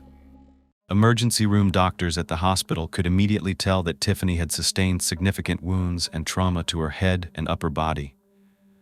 They knew this wasn't from a handgun, it was more like a shotgun. And unfortunately, no matter how hard they tried to save Tiffany's life, she died from her injuries that night. This was a homicide. The lead detective on the case was Moises Garcia. In his 14 years as a detective, he had never investigated a Halloween homicide. Detective Michael Blair and Corporal B assisted Garcia in canvassing the Providence apartment complex. Both Garcia and Blair were fathers. Detective Blair had actually just been out trick-or-treating with his own children when he got this call to respond to the scene. And Garcia not only had 2 sons close to Diamond and Dina's age, they were also twin boys. So this was a very emotional situation for the detectives. It hit really close to home. When the detectives arrived at the neighbor's apartment, they knew this was going to be a very delicate situation since they were going to be speaking with 2 7-year-olds. One of these little girls couldn't even speak. She was trying, but there were no words coming out of her mouth. They were both in shock, as I'm sure you can imagine. The first thing that Detective Blair thought while witnessing this heart-wrenching situation was that he would not stop until he figured out who did this, who took this mother away from her children. By now, Tiffany's family members were actually showing up at the scene. The heartbreak was palpable. And what made this moment even more devastating was that Tiffany's twin daughters were the ones who called their family members from the neighbor's apartment to tell them what had happened to their mother. It's hard to imagine the emotional weight these young girls had to carry, being forced to convey this tragic news to their family members. When it was time for officers to bring the twins out to safety, they had to take extra precautions. They didn't want the children to see the blood that had stained the ground outside where their mother had just been killed. To shield them from the grim scene, the officer gently wrapped the girls in blankets before guiding them out. For the time being, the twins and their brothers were placed under the care of Bua James, Tiffany's grandmother, alongside their Aunt Vicky. It was a temporary arrangement meant to give them the care and comfort they needed after such a traumatic ordeal. Now, the crime scene investigators were on the scene, taking photos and collecting evidence. There, on the ground, was a Louis Vuitton-looking brown handbag with a broken beige strap, just a few feet away from where Tiffany's body was found. It was Tiffany's purse, and scattered near its opening was a pile of her belongings, including some cash, coins, a bottle of body mist, lipstick, a couple of lip gloss tubes, Apple earbuds, a small lotion bottle, weave glue, a coupon, her driver's license, a Vaseline lip gloss pot, a comb, a peppermint candy, a pair of gold hoop earrings, and glasses that Tiffany normally wore. When I saw this picture, there was obviously a struggle of some kind, given that the strap of Tiffany's purse was broken and everything had flown out, but nothing seemed to be taken from inside. So they ruled out a robbery as the motive for the shooting. This was such a brutal crime. It didn't make sense or match a simple robbery for some cash or even a handbag. They didn't take her car either, so this wasn't a carjacking. Instead, it really seemed like Tiffany had been targeted, especially after speaking with witnesses. But what the detectives did know was that she had been shot with a shotgun. They could confirm that because there were large, yellow shotgun shells on the ground nearby. Still, there just wasn't a lot of evidence at the scene, so they were relying on witnesses to paint a picture of what happened that Halloween night. One witness said she looked out of her apartment when she heard yelling. She saw the masked figure quickly coming up toward Tiffany, with her kids right by her side. She even saw the gun, then went back inside to call 911. So she only heard the gunshots and didn't see what happened, but she felt bad for the twins and was praying that they were going to be okay, that everyone was going to be okay. But Tiffany, of course, was not. Another neighbor said that he and his girlfriend were watching a movie when they heard a really loud sound, like a gunshot. He immediately got up, stopped the movie so they could listen, and that's when they heard what sounded like a child screaming. Multiple people actually reported seeing a person dressed in black, wearing a Jason mask, running up behind Tiffany and her girls. Others only heard the gunshots and looked out afterward to see Tiffany lying on the ground. Some saw the person fleeing on foot, but no one could tell the ethnicity of the shooter or whether it was a man or a woman. Witnesses estimated that the person was about 5 feet 7 inches to 6 inches tall, weighing around 200 to 220 pounds, and their build seemed to suggest a man. The community was in shock. Just a couple of hours earlier, before all this unfolded, so many kids were outside enjoying the fun of Halloween. If this shooting had happened any earlier, those poor kids could have either witnessed it and been traumatized, or even worse, been caught in the crossfire. Some witnesses said they saw a silver-colored vehicle near where the shooting took place, but it apparently sped away right after the first gunshot went off. Detectives had no way of knowing if the person in the car had been just a witness who got scared, or if they were involved somehow. But the car wasn't seen leaving the community until after the person in the Jason mask was fleeing the scene. So detectives began to wonder if maybe this car was waiting for the shooter, perhaps as the killer's getaway car. The next step was to look for CCTV footage, but unfortunately the parking lot was not equipped with cameras, and no one managed to get a license plate for that silver car. Detectives were working on building a theory of this murder, suspecting that the killer could have planned and targeted Tiffany. They thought the shooter might have chosen Halloween night so they could blend in, wearing a costume that would disguise them in the darkness, and among others, dressed up for Halloween. It would make it easier to ambush her without tipping anyone off. Of course, it was difficult, but Tiffany's family knew they needed to give detectives as much information about her as they could. They were all in shock, heartbroken, and grieving. The detectives' first line of questioning was about Tiffany's daily routine, what she was like, and, of course, whether there were any men in her life who might have had issues with her. Tiffany's family shared that she often worked long hours at her student recruitment job at Ultimate Medical Academy or at the salon. On her late work days, her Aunt Vicky would pick up the twins from school, but as soon as Tiffany arrived home, around 7 or 8, the twins were always excited to greet her. Then they would make their way back to Tiffany's apartment. The family told detectives everything about Tiffany's character and personality, but added that she shied away from talking about her problems with relatives. She was the kind of person who liked to try to handle things on her own, her Aunt Vicky said. The family did what they could to help whenever they knew she was struggling. Sadly, Vicky also shared a heartbreaking detail. Diamond had actually fallen on top of her twin sister Ja that night to shield and protect her from the gunshots. It was an incredibly brave act, thinking that quickly in such a terrifying moment. Both little girls had witnessed the killer shoot their mother, a trauma that would forever taint Halloween night for them. Detectives were also informed about several men in Tiffany's life.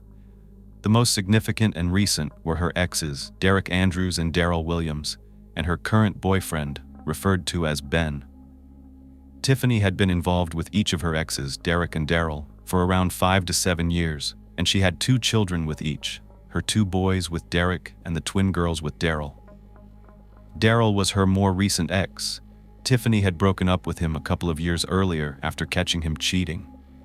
But the family didn't think any of these men would have a reason to kill Tiffany, or that they would be capable of such a horrific crime. Still, detectives knew they had to rule them out.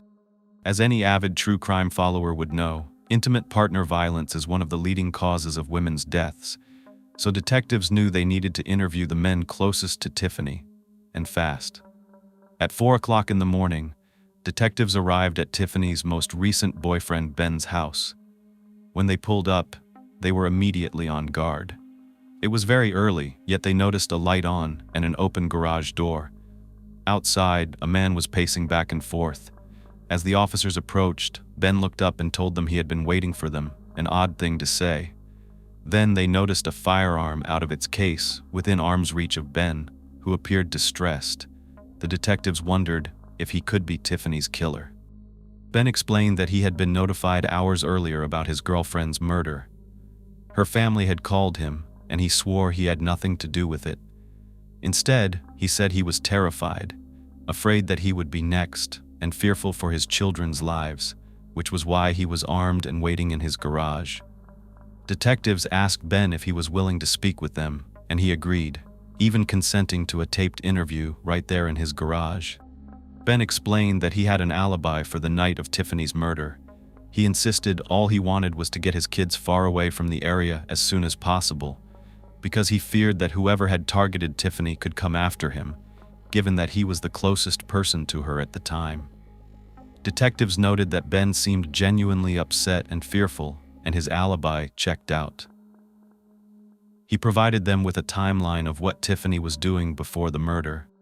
Ben shared that he and Tiffany had taken their kids trick-or-treating together in his neighborhood. She drove over, and they all set out on foot, collecting candy and having a great time together. He said Tiffany and the girls had actually planned to spend the night at his place that Saturday, as it was the weekend. They were just going to run home, change out of their costumes, and come right back. But after some time passed, they never returned, and Tiffany didn't answer any of Ben's calls. He didn't find out what had happened until he received that phone call, informing him that she had been shot. The detectives asked if Tiffany had seemed on alert or worried about anything that night. Ben said no, she was happy and enjoying herself with the girls. Then they asked if she had issues with anyone. Ben revealed that Tiffany had felt like she was being stalked recently. She hadn't figured out who it might be, but he suggested the detectives look into her exes, who might have had an issue with her moving on and having a new boyfriend. Ben mentioned that Tiffany had experienced some strange incidents over the past few months and had been worried that someone might be lurking around, possibly trying to scare or harm her. For example, her car started acting up. It just wasn't driving correctly, so she brings it into the mechanic, and that's when they inform her that somebody had poured ammonia into her gas tank.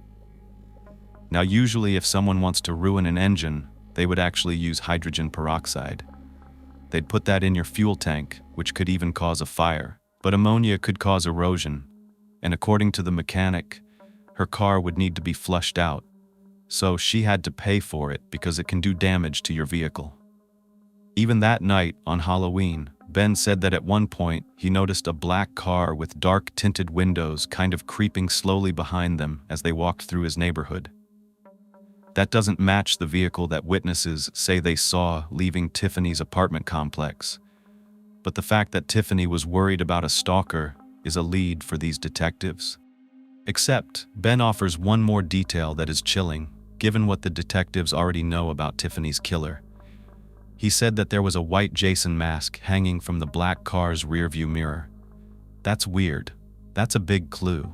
So, out of the two exes left to talk to, Tiffany's boyfriend tells detectives he'd lean more towards Daryl than Derek, since he was Tiffany's most recent ex and they were not on the best terms. They butted heads when it came to the twins in regard to custody and other legal agreements. There was definitely some animosity there. The thing is, those two little girls that were there when their mother was shot were Daryl's daughters, and detectives really don't think a father would put them in such a dangerous and gruesome situation. He wouldn't want them to witness something like that. But they still need to speak to him. The next day, on Sunday, November 1st, detectives head out to the last known address of 49-year-old Daryl Eugene Williams, hoping to meet with him and get additional information about Tiffany and his alibi to rule him out. They pull up to 20002 Thornbush Place in Brandon, Florida, which is only about a 5-minute drive from Tiffany's apartment.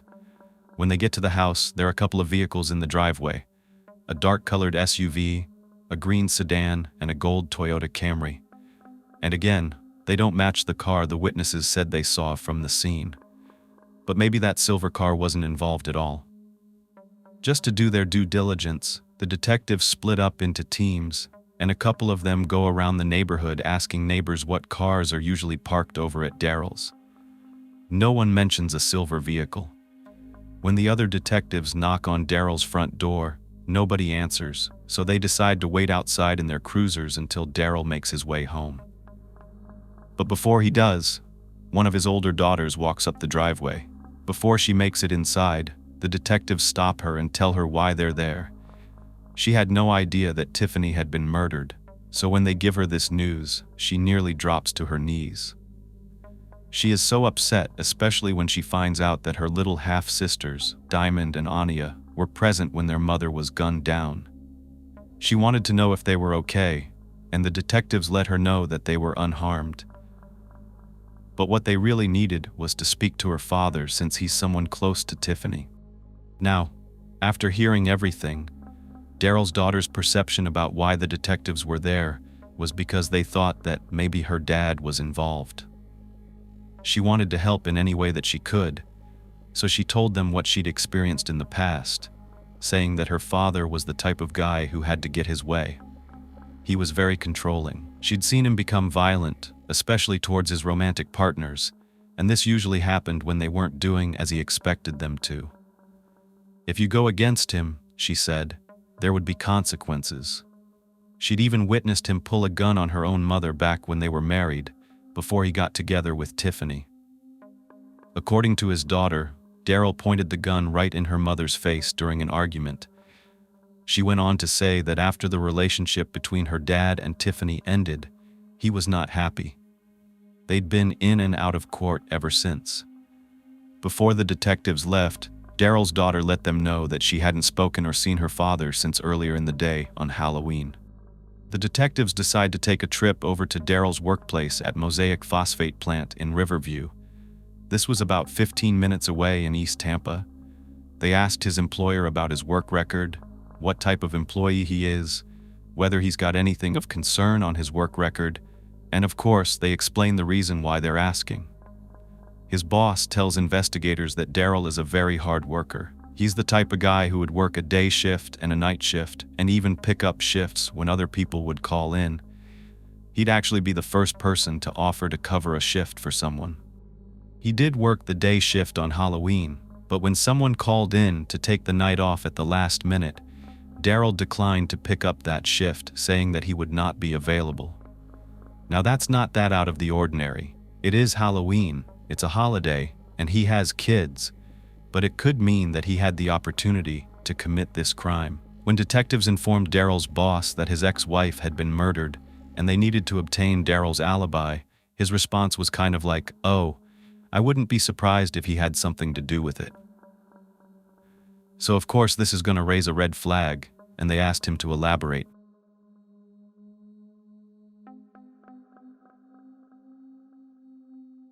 Well, according to his boss, Daryl had been known to be explosive at times. That's their words. He was the type that wasn't afraid to get in your face.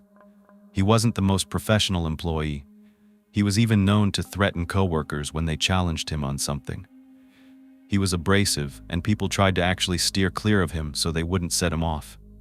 Even the management felt that they were walking on eggshells around Daryl, and they would avoid him at all costs if they could, especially the women in the office. All of his female supervisors expressed the opinion that Daryl looked down on them. He didn't respect them, and he acted as though he was better than them, like he didn't need to listen to what they said. It wasn't uncommon for him to attempt to control the people in higher positions, especially if they were women. However, that didn't stop women from getting into relationships with him, because he did have good qualities, as we've heard. Detectives were also informed he had a current girlfriend, so this added a new element to their theory. If Daryl had moved on from Tiffany and been in a couple of years of a happy new relationship, it wouldn't really make sense to them that he would be jealous enough that she was dating a new man to commit a crime like this. But then they were thinking maybe he didn't want anyone getting close to his twin girls. They realized that time is of the essence. I mean, it always is in these cases. So they put out an APB for Daryl's gold Camry. Eventually, later that day, it's spotted in an area of East Tampa, not far from his workplace, in a location called Claremel. It's a residential area, only a few miles away from where Tiffany lived. They run the address of 1717 Windeer Way, and it comes up to a house that's owned by a 38-year-old woman named Rosalind Washington. Detectives make their way over to this house, and outside in the driveway are two vehicles, a gold Camry and a silver sedan. And this was the first time that a vehicle had matched the description of the one seen fleeing the scene. This was a silver Nissan Altima. So they knock on the front door. A woman answers, and she identifies herself as Rosalind Washington, the owner of the home. When they ask why Daryl's car is parked in her driveway, that's when she explains that she's his girlfriend. At this point, the detectives are upfront with her. They let her know that they were there to ask Daryl some questions in regard to his ex-fiancée Tiffany James's murder. Rosalind tells the detectives that she doesn't know Daryl all that well because they'd only recently begun dating, and he wasn't at her house at the moment. However, she said she was aware that he had an ex, and that he shared two 7-year-old twin girls with a woman named Tiffany. She also knew that she had been murdered. Rosalind explains that they had been informed early that morning and that Daryl left to go speak with his attorney. Now, it may look suspicious, but then again, both Daryl and Tiffany had legal counsel. We know that because they had some legal matters, according to Daryl's daughter. And now that there's a murder investigation, I think that most people would want legal advice, knowing that the detectives were bound to look into Tiffany's exes. But the detectives also see this as a red flag. They realize it's not a solid indication that someone's guilty. Someone familiar with their rights in the law, like Daryl appeared to be, would know to speak to a lawyer if a murder occurred involving someone close to them. But they hadn't even determined if he was a suspect yet, and they never notified him that he was. Nevertheless, it was obvious that people close to Tiffany were going to be at the top of their list. They tell Rosalind to call them if she has any additional information, and then they leave. But then, about only 20 minutes later, the detectives get a phone call from a criminal defense attorney named Norman Cannella. Now, he introduces himself as Daryl's lawyer and informs the detectives that as soon as he was notified that Hillsborough County Sheriff's Office had come looking for Daryl, he wanted to make them aware that he was in contact with Daryl Williams, and if they wanted to speak to him, they needed to go through him, his lawyer. They were not permitted to speak to Mr. Williams under any circumstances without him present. It's clear that Rosalind probably informed Daryl that the detectives came knocking. At this point, the media went to speak with Tiffany's family members that night, including Bua James, her grandmother. She said she just didn't understand how this could happen, but she was trusting in God to fix it. Tiffany James' grandmother, Miss Bula James, doesn't want her face shown, but she cannot conceal the sadness over the murder of her granddaughter, a granddaughter she raised. They also spoke to Tiffany's Aunt Vicky, and they just wanted the killer to be found and arrested. Her aunt says, "It's all been too tough to bear. She was murdered in front of her two girls, 7-year-old kids. So it's devastating. We have no closure. No one is giving us any closure." Then the very next day, Rosalind ends up calling the detectives. This is November 2nd, and she wants to provide additional information about Daryl.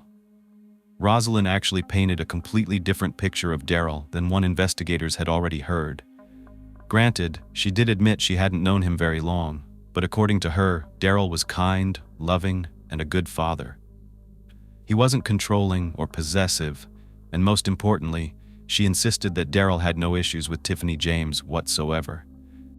On top of that, Rosalind was adamant that Daryl couldn't have been involved in Tiffany's murder because he had been with her that entire night. When detectives asked her for a timeline of Halloween night, Rosalind walked them through the evening in detail. She explained that Daryl went to work that morning, then came to her house afterward, around 7 p.m. They spent the evening sitting outside handing out candy to trick-or-treaters. The two enjoyed each other's company, having a couple of beers, laughing, and relaxing. She described the scene in detail. She even shared how she was sitting on Daryl's lap and they were enjoying the night together. But eventually, Daryl got tired, so they decided to call it a night. They packed up the candy, went inside, and Daryl fell asleep on the couch in the living room. Rosalind was not quite ready for bed, so she ran out to a nearby store to grab some food and take care of a couple of quick errands. She said she was gone for maybe an hour and a half, and returned somewhere around 9:30 p.m. or 10 p.m. at the latest. When she got back, Daryl was right where she had left him, asleep on the couch. She stayed home for the rest of the night, eventually falling asleep too, and then waking up around 1 o'clock in the morning with Daryl still asleep right on the couch. Rosalind's account was firm. Neither of them had left the house or gone anywhere near Tiffany's apartment that night. It was true she did drive a silver car, but so did a lot of other people. It's a popular color. Actually, gray and silver are the third and fourth most popular car colors, with white and black coming in first and second. So, with this new information, the detectives were somewhat at a dead end until they could get some more concrete evidence. It's only been 2 days since Tiffany's murder, so you might think this next part is a little insensitive, but without any viable leads, they're desperate, and they asked Tiffany's family if they would be permitted to interview the twins. I can't even imagine how difficult that would have been for them. Their Aunt Vicky explained that since their mom was shot and killed, both of the girls dreaded nights. They were clinging to her side when stepping out of a car because that's what they had done right before Tiffany was gunned down. They were stepping out to walk to their front door. How sad is that? Something that little girls should be free to do without feeling scared. Now Vicky says they don't want to be left alone and they're haunted by what they witnessed. Rightfully so. The lead detective, Moises Garcia, empathized with Vicky. He explained that he had twin sons and that this case had struck a personal chord with him. He even began tearing up when he was speaking with her about this crime. He was going to do anything he could to bring Tiffany's killer to justice, but they needed the twins' help. The family agreed, and a forensic investigator was brought in to interview the girls that day. They wanted to hurry because they wanted everything to be fresh in their minds. The twins were brought to the Children's Advocacy Center at the Hillsborough Police Department. Now this is a special building equipped with rooms designed to look like a kid's bedroom, not a police interview room. And that is done on purpose. There are toys for kids to play with, activities for them to do, coloring books, things like that. And that's when they try to make them feel comfortable just being kids, while at the same time asking them questions in an appropriate manner. They did separate the girls so that they would not influence one another's perspective and only give them information on what they specifically remembered. When Dina was interviewed, she was doing a great job engaging with the investigator. They started off talking about fun kid stuff to build rapport and also get her settled in before talking about the night of the murder. But as soon as they went there, this poor little girl just completely shut down. She was crying and told them she wanted to leave. I cannot blame her for feeling that way. This is such a tragic experience, and then just so soon afterward. Now it was Diamond's turn. They say the twins can look alike but have very different personalities, and I think that can be true. Diamond was much more outgoing and talkative, definitely about the generic questions that they had. Then, she even ended up being very detailed about Halloween night and what happened to her mother. The investigators were so impressed by how articulate she was. It was almost like she had a photographic memory. She spoke in detail about what she remembered seeing that night. When they asked her if she thought she knew the person who had hurt her mommy, she said she couldn't be sure since she didn't see his face. But she admitted that her dad argued with her mom a lot. But the next fact that Diamond provided was both important and chilling. She told the investigator that her dad had pictures of the inside of their apartment, Tiffany's apartment, a place that he had never lived before. But not only that, her dad also had pictures of mommy's new boyfriend Ben's house. Wow, why would he have those? I was thinking, how did this little girl know to provide that information? But I'm sure they were asking all the right questions. This was huge. Now that Diamond had relayed this information to them, they wanted to see if little Dina would corroborate it.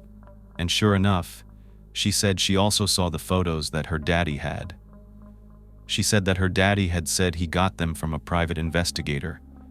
But why would Daryl need a private investigator to look into Tiffany? The detectives began pulling up their court records, and wow, was this a heated custody battle. It was very contentious, but also something that's very common.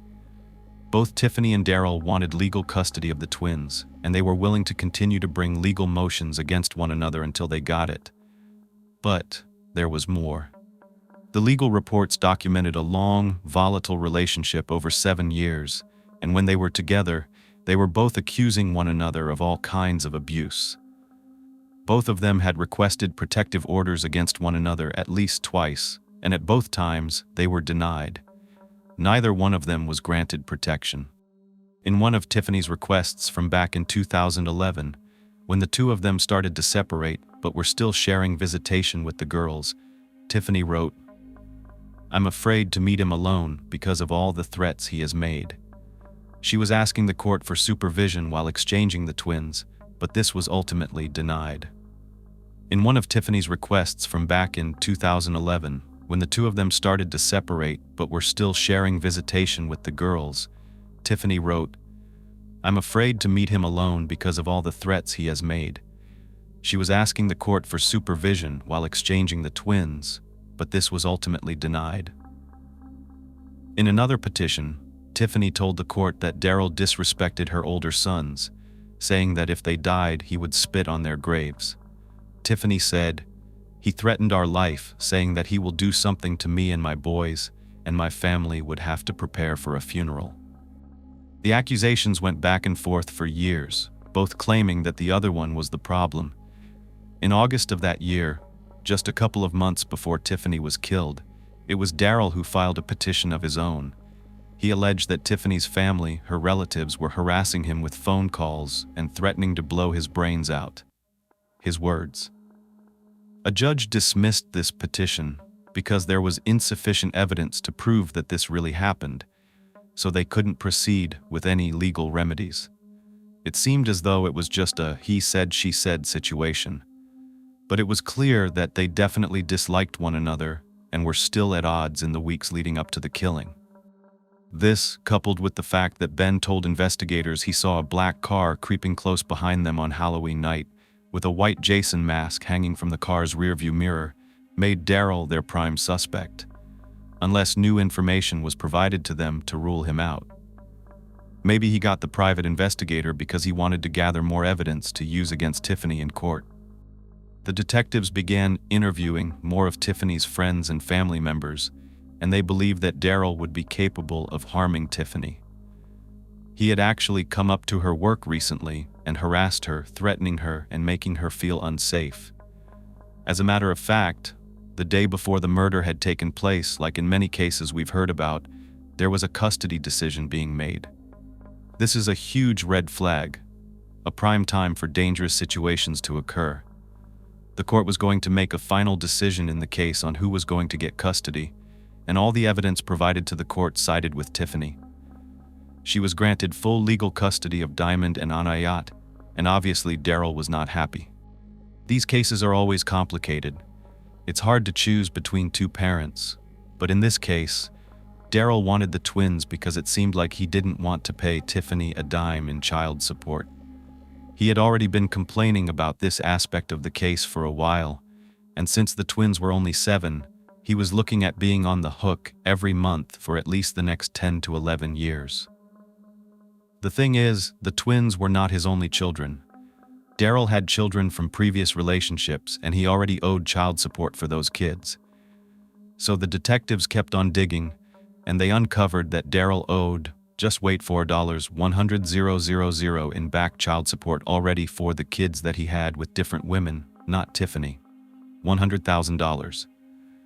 Just let that sink in. He couldn't get ahead, and there was about to be even more money he owed, not just for one baby, but the 2 babies he had, Diamond and Anya.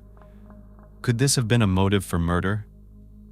Well, we've seen cases in the past where it has been. You already know money is a huge reason why someone would be willing to kill someone. If Tiffany's out of the picture, he doesn't have to pay child support. Detective Blair was actually hoping that this was not the case, because these two poor little girls had been through so much already. If it was their own father that committed this crime, they would have to testify against him in court. Re-traumatization, though, they needed concrete evidence. So, on November 6th, they decided to get a search warrant and subpoena Daryl's new girlfriend, Rosalind's phone records, so they could pinpoint where she was on the night of Halloween. Now, it does take a few days to obtain those records, so in the meanwhile, they continued to provide comfort and information to Tiffany's family. They were a wreck. Tiffany's grandmother wasn't even sleeping. She would stay up all night long, praying for hours and hours that they would find Tiffany's killer. And with Thanksgiving and then Christmas coming up, they were dreading the holidays without the twins having their mother around. I mean, she had 4 kids. Let's not forget she has the 2 older boys as well.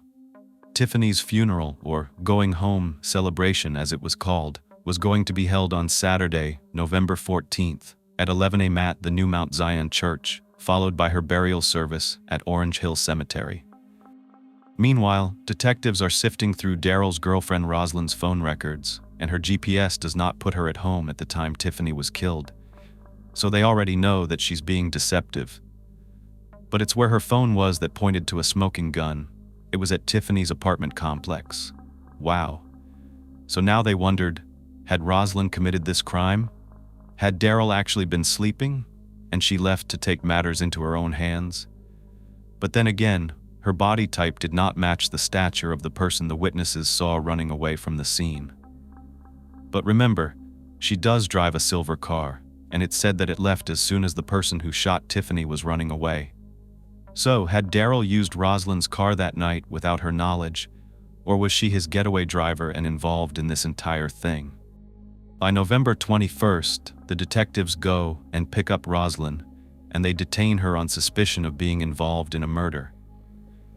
They bring her down to the police station and put her in an interview room, which is not as cozy and comfy as her last interview in the comfort of her own home.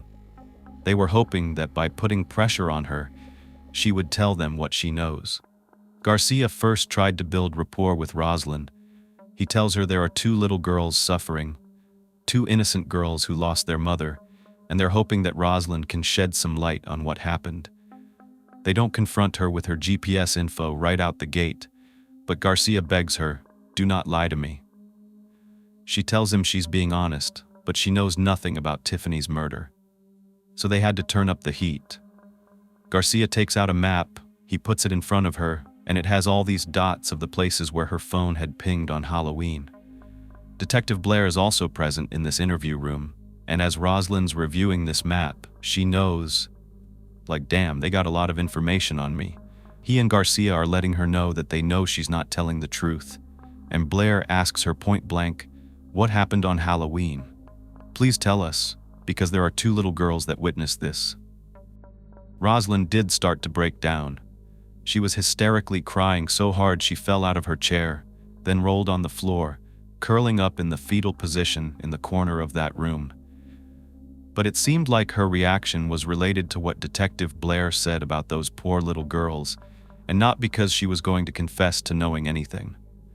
But Garcia is pushing her, saying, "Tell us what you know, let us help you." But Rosalind is incoherent. She's just sobbing and wailing. She's heard saying, "Oh God, why?" like over and over again, but she still hasn't said anything incriminating about herself or Daryl. So Garcia blows up on her. He's at his wit's end. He knows that she's lying to them. She knows more than she's telling them. She was there when Tiffany was shot. Her phone puts her there. So he's like, either give up the information or get the E out of my office. Rosalind doesn't open up. Instead, she tells them that she's going to leave and she's not under arrest. So, they have to let her go.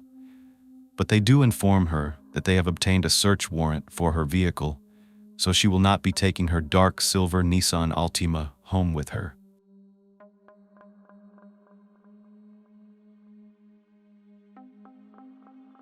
They took it into an evidence bay and started to look inside.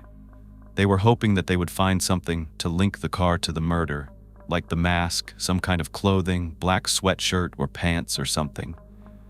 The exterior of the car was perfectly clean. The interior was also fairly clean. It did look used. I mean, there was normal dirt and debris on the floor mats, but overall, there was just nothing. There was no visible blood or anything inside this car, except for a pair of work boots with some white substance on them on the floor of the passenger side of the car. In the back seat was more of that white substance on the carpet, as well as a construction hard hat, a pair of safety goggles, and some safety harness material, which looked like it belonged to Daryl for his work at the chemical plant. But there was just nothing that stood out to investigators. On November 24th, which was only 2 days before Thanksgiving, the investigators were notified that Rosalind, along with her attorney, she had retained counsel, wanted to meet with them at the police station. She was ready to tell them what really happened on Halloween. She admits that she drove Daryl over to Tiffany's apartment upon his request. She said what she told them about them sitting in front of the house handing out candy. That was all true. But then, according to her, out of nowhere, Daryl asked her if she would mind taking him to go do something real fast, not explaining what it was, and she agreed. She said then he instructed her on where to drive, and she told investigators that she had no idea what Daryl was asking her to do. She had no idea what his intentions were. But I'm sitting there thinking, wait a minute, but we're gonna get to that in a moment. She said she got to an apartment complex, and Daryl explained he was going to be waiting for Tiffany to arrive. Rosalind was playing a game on her phone, thinking that maybe they were there to exchange the kids or for him to see their costumes, something like that. But then, when Tiffany's car pulled up, she said that Daryl got out of the passenger seat of the car, put on a white hockey mask, and pulled a gun from his waistband. Rosalind claimed that, at that point, she panicked and drove off, leaving Daryl behind. She said she wasn't sure what she was going to do, but she said she didn't see anything, and she didn't hear any gunshots. She just drove home. But apparently, she said when she arrived, Daryl was already there. She claimed she had no idea how he got back to her house. But first of all, we already know that Tiffany was not shot with a handgun, she was killed with a shotgun. Let's not forget that fact. So you're telling me, I'm speaking to her, you're telling me, Rosalind, that he was somehow able to conceal a shotgun? You didn't see it? How? Especially if he needed easy access to it from the passenger seat of her car. I called bullshit. Also, multiple witnesses told investigators they saw the silver car leave after at least the first gunshot went off. And thirdly, Rosalind's house was at least 16 minutes away from Tiffany's.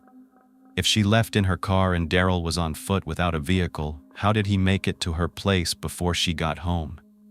Correct me if I'm wrong, but it doesn't seem like the story makes any sense. Detectives also know that things are not adding up, but this is all they had. They thought Daryl was guilty, and if Rosalind was willing to testify about what she just told them, it could mean that Tiffany's killer was brought to justice. So they decided to do what they do in these cases, offer her limited immunity, knowing that she was probably afraid to tell them more because she didn't want to be implicated in this crime. But that makes me so angry because I'm like, wait a minute. If she drove him there, she would have to be involved. There's no way he could have concealed that gun. They needed an arrest warrant for Daryl, and if Rosalind agreed to provide these details without implicating herself, then it would be enough for them to detain Daryl and charge him with first-degree murder. The detectives spoke with the state's attorney's office that afternoon, and they agreed with the deal. So now, they had what they needed to make an arrest. But if Daryl did this, he was a very violent and dangerous man, so the officers had to proceed with caution. They found out he was at work that evening, so they decided it would be a safe place to confront him there. The reason why is because this chemical plant had a high level of security. It was right near a port. When he goes in, he has to go through a security checkpoint, so there's no way for him to bring a gun inside. The detectives informed Daryl's boss that they had intentions of arresting him at this facility, and further, they wanted to be undercover when they did so. So the boss provided them with jumpers and hard hats to let them blend in with other employees. They got to this area where Daryl was. He was filling out his paperwork and whatnot, and they did a sneak attack on him. They held him at gunpoint and told him he was under arrest. Of course, this man was taken by surprise, to say the least, but he was cooperative. He didn't say a word. He just turned around, let them handcuff him, and then, of course, he said he wanted to speak to his attorney, but he would have plenty of time to do that later. That night, Tiffany's family members were notified about Daryl's arrest, as well as all the information that Rosalind had provided up to that point. The news came as a relief. Vicky told investigators that it was like a burden was lifted off their hearts. They were glad that Daryl would not be walking the streets or able to be free to harm anyone else. Who knows what he was capable of, she added. He would be spending Thanksgiving where he belonged, behind bars. I actually do have a clip from ABC Action News, so I'm going to play it for you. And the man who is behind bars tonight is the same person that detectives questioned initially after this happened nearly a month ago. Tiffany James was almost home after celebrating Halloween when she was shot twice. Her twin daughters, who are 7, saw the brutal murder. Hillsborough County Sheriff's deputies say their father, Daryl Williams, pulled the trigger twice before running away. Tonight, he is charged with first-degree murder with a firearm. As you can imagine, this has been difficult on Tiffany's family, but they told me they received an overwhelming amount of support from the sheriff's office. They say they are thankful for Detective Garcia, Detective Blair, and Corporal Bailey, who kept them in the loop about the case the whole time. When he told us, everybody probably in the neighborhood heard us jumping up and just crying. We get honor to God because my mama prays every night. Every night I'm hearing my mom up all night. When my mom is not sleeping, now that justice is done and he's off the street, we can sleep. That is sad and it's bittersweet, as Vicky said. Now they can at least sleep. Her poor mother, the one who helped raise Tiffany, she wasn't sleeping because, as I mentioned earlier, she was praying and praying that the killer would be caught. I don't know if they expected it to be Daryl, but when the media caught up with some of the people who knew and loved Tiffany, including her friend Danielle Bailey and co-worker Ian Harvey, here's what they had to say about her. Tiffany James had an unforgettable smile, and people saw it every day at work. She was an online admissions representative at a school. Her co-workers were her work family. You are with the people you work with more than you are with your own family, and that was the case a lot with us. She was very quiet, but when you got to know her, she was one of our own. She was a very loving person, and she cared about her kids so much. But we're definitely doing what we can to help everybody. So when they heard Tiffany had been shot twice Halloween night, it hurt them badly. More than a month after she was murdered, deputies arrested Daryl Williams. Tiffany's family says Williams killed the mother in front of their twin daughters. Nearly 2 weeks ago, friends and family honored her using her favorite color, the symbol of awareness. I know we all pray that, we don't have any friends or family who may be going through similar situations, and I just hope that if anybody is, they're able to talk to someone, they said. More than anything, her friends want to help Tiffany's family and her 4 children. I think that's actually a great message from Mayana, that if you or someone you know is going through a domestic situation, try to talk to someone. I know it's easier said than done, and Tiffany did seek help, at least from the court, but she was denied, like so many other women and men. Daryl was being held at this point without bail on a charge of first-degree murder. In the meantime, detectives decided to bring Rosalind back into the station, hoping that now, since she got immunity for her part in the crime, she would be willing to tell them everything that happened that night and why. First, she explained that she hadn't told them the whole story because she was scared for her own life after witnessing what Daryl had done. But she was also heartbroken and hurt about everything. She, like so many women before her, really thought Daryl was a good person, someone that she was going to spend her future with. He had a way of making women believe that that was true at first. Anyway, eventually, Rosalind admitted that she took Daryl over to Tiffany's, and she was also still in the parking lot when he fired the first shot. She said she heard them arguing, and then Tiffany screamed before Daryl pulled the trigger. But the fact that she had lied and already changed her story wasn't going to look good in a courtroom. They were relying on her as their star witness, but as they were building their case, they were nervous about putting her on the stand because of her credibility, or lack thereof.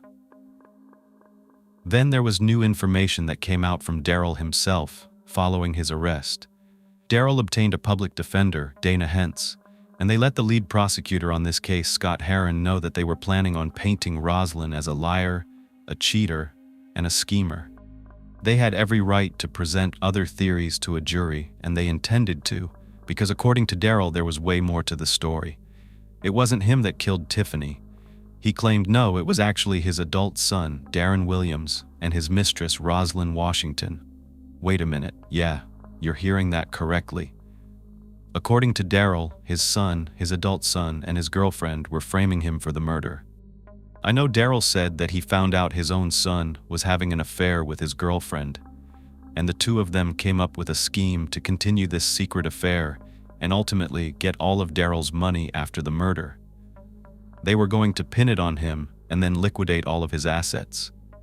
The defense was planning to shift the blame to Daryl's son, Darren, while prosecutor Herron didn't believe that any of this was true, and he was fighting to stop the defense from bringing this up unless they could, in good faith, show that Darren had anything to do with the murder.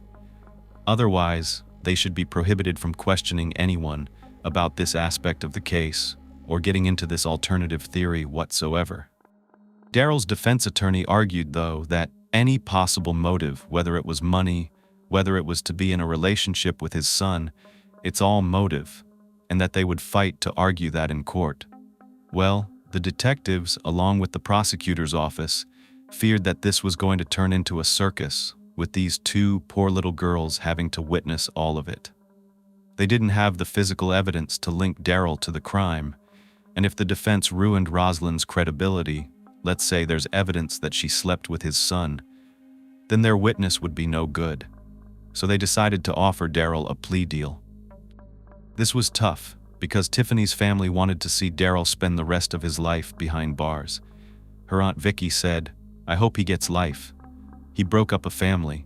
2 girls lost both their parents. 2 boys don't have their mother."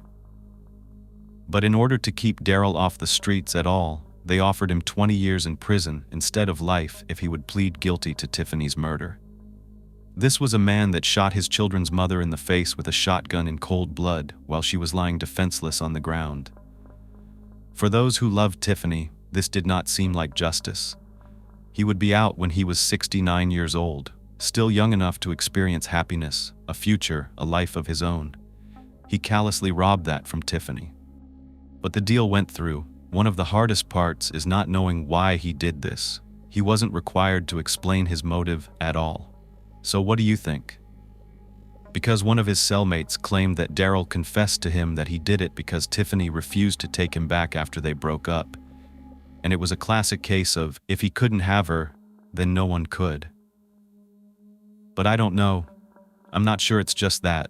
Then there's the money aspect of it all. And that seems like more of a reason to get rid of Tiffany, with all the money he owed already, and then having her winning in court the day before he killed her.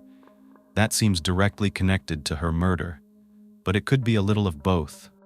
With this plea agreement, Daryl didn't have to answer to why he did what he did. I also have to say I'm not a huge fan or believer in jailhouse confessions coming from cellmates, but it is what it is. Whatever the reason, it seems clear that Daryl did not have any concern for his own daughters. He used a high-powered weapon that could have easily killed either one of them or both. Even just the shell casing could have caused them harm. Side note, Rosalind was not charged for her role in this crime, and when Darrell, who was Tiffany's half-brother, found out about the sentence only being 20 years, it did not seem like justice at all. Daryl is actually scheduled for release from Jefferson Correctional Institution in 2035. That seems so soon. In the aftermath of Tiffany's murder, her family tried hard to move on, but that holiday was very hard for them. It was the first Thanksgiving and Christmas that Tiffany's 4 children were without their mother. Even Darrell was affected in a way that interfered with him ever being able to enjoy Halloween again. Every year, he takes a leave of absence from work for at least a couple of days before and after Halloween, because he knows it's going to affect him emotionally, and he doesn't want to have a breakdown at work. So you can just imagine how Tiffany's children must have dealt with her murder, especially the twins, knowing that their own father had done that.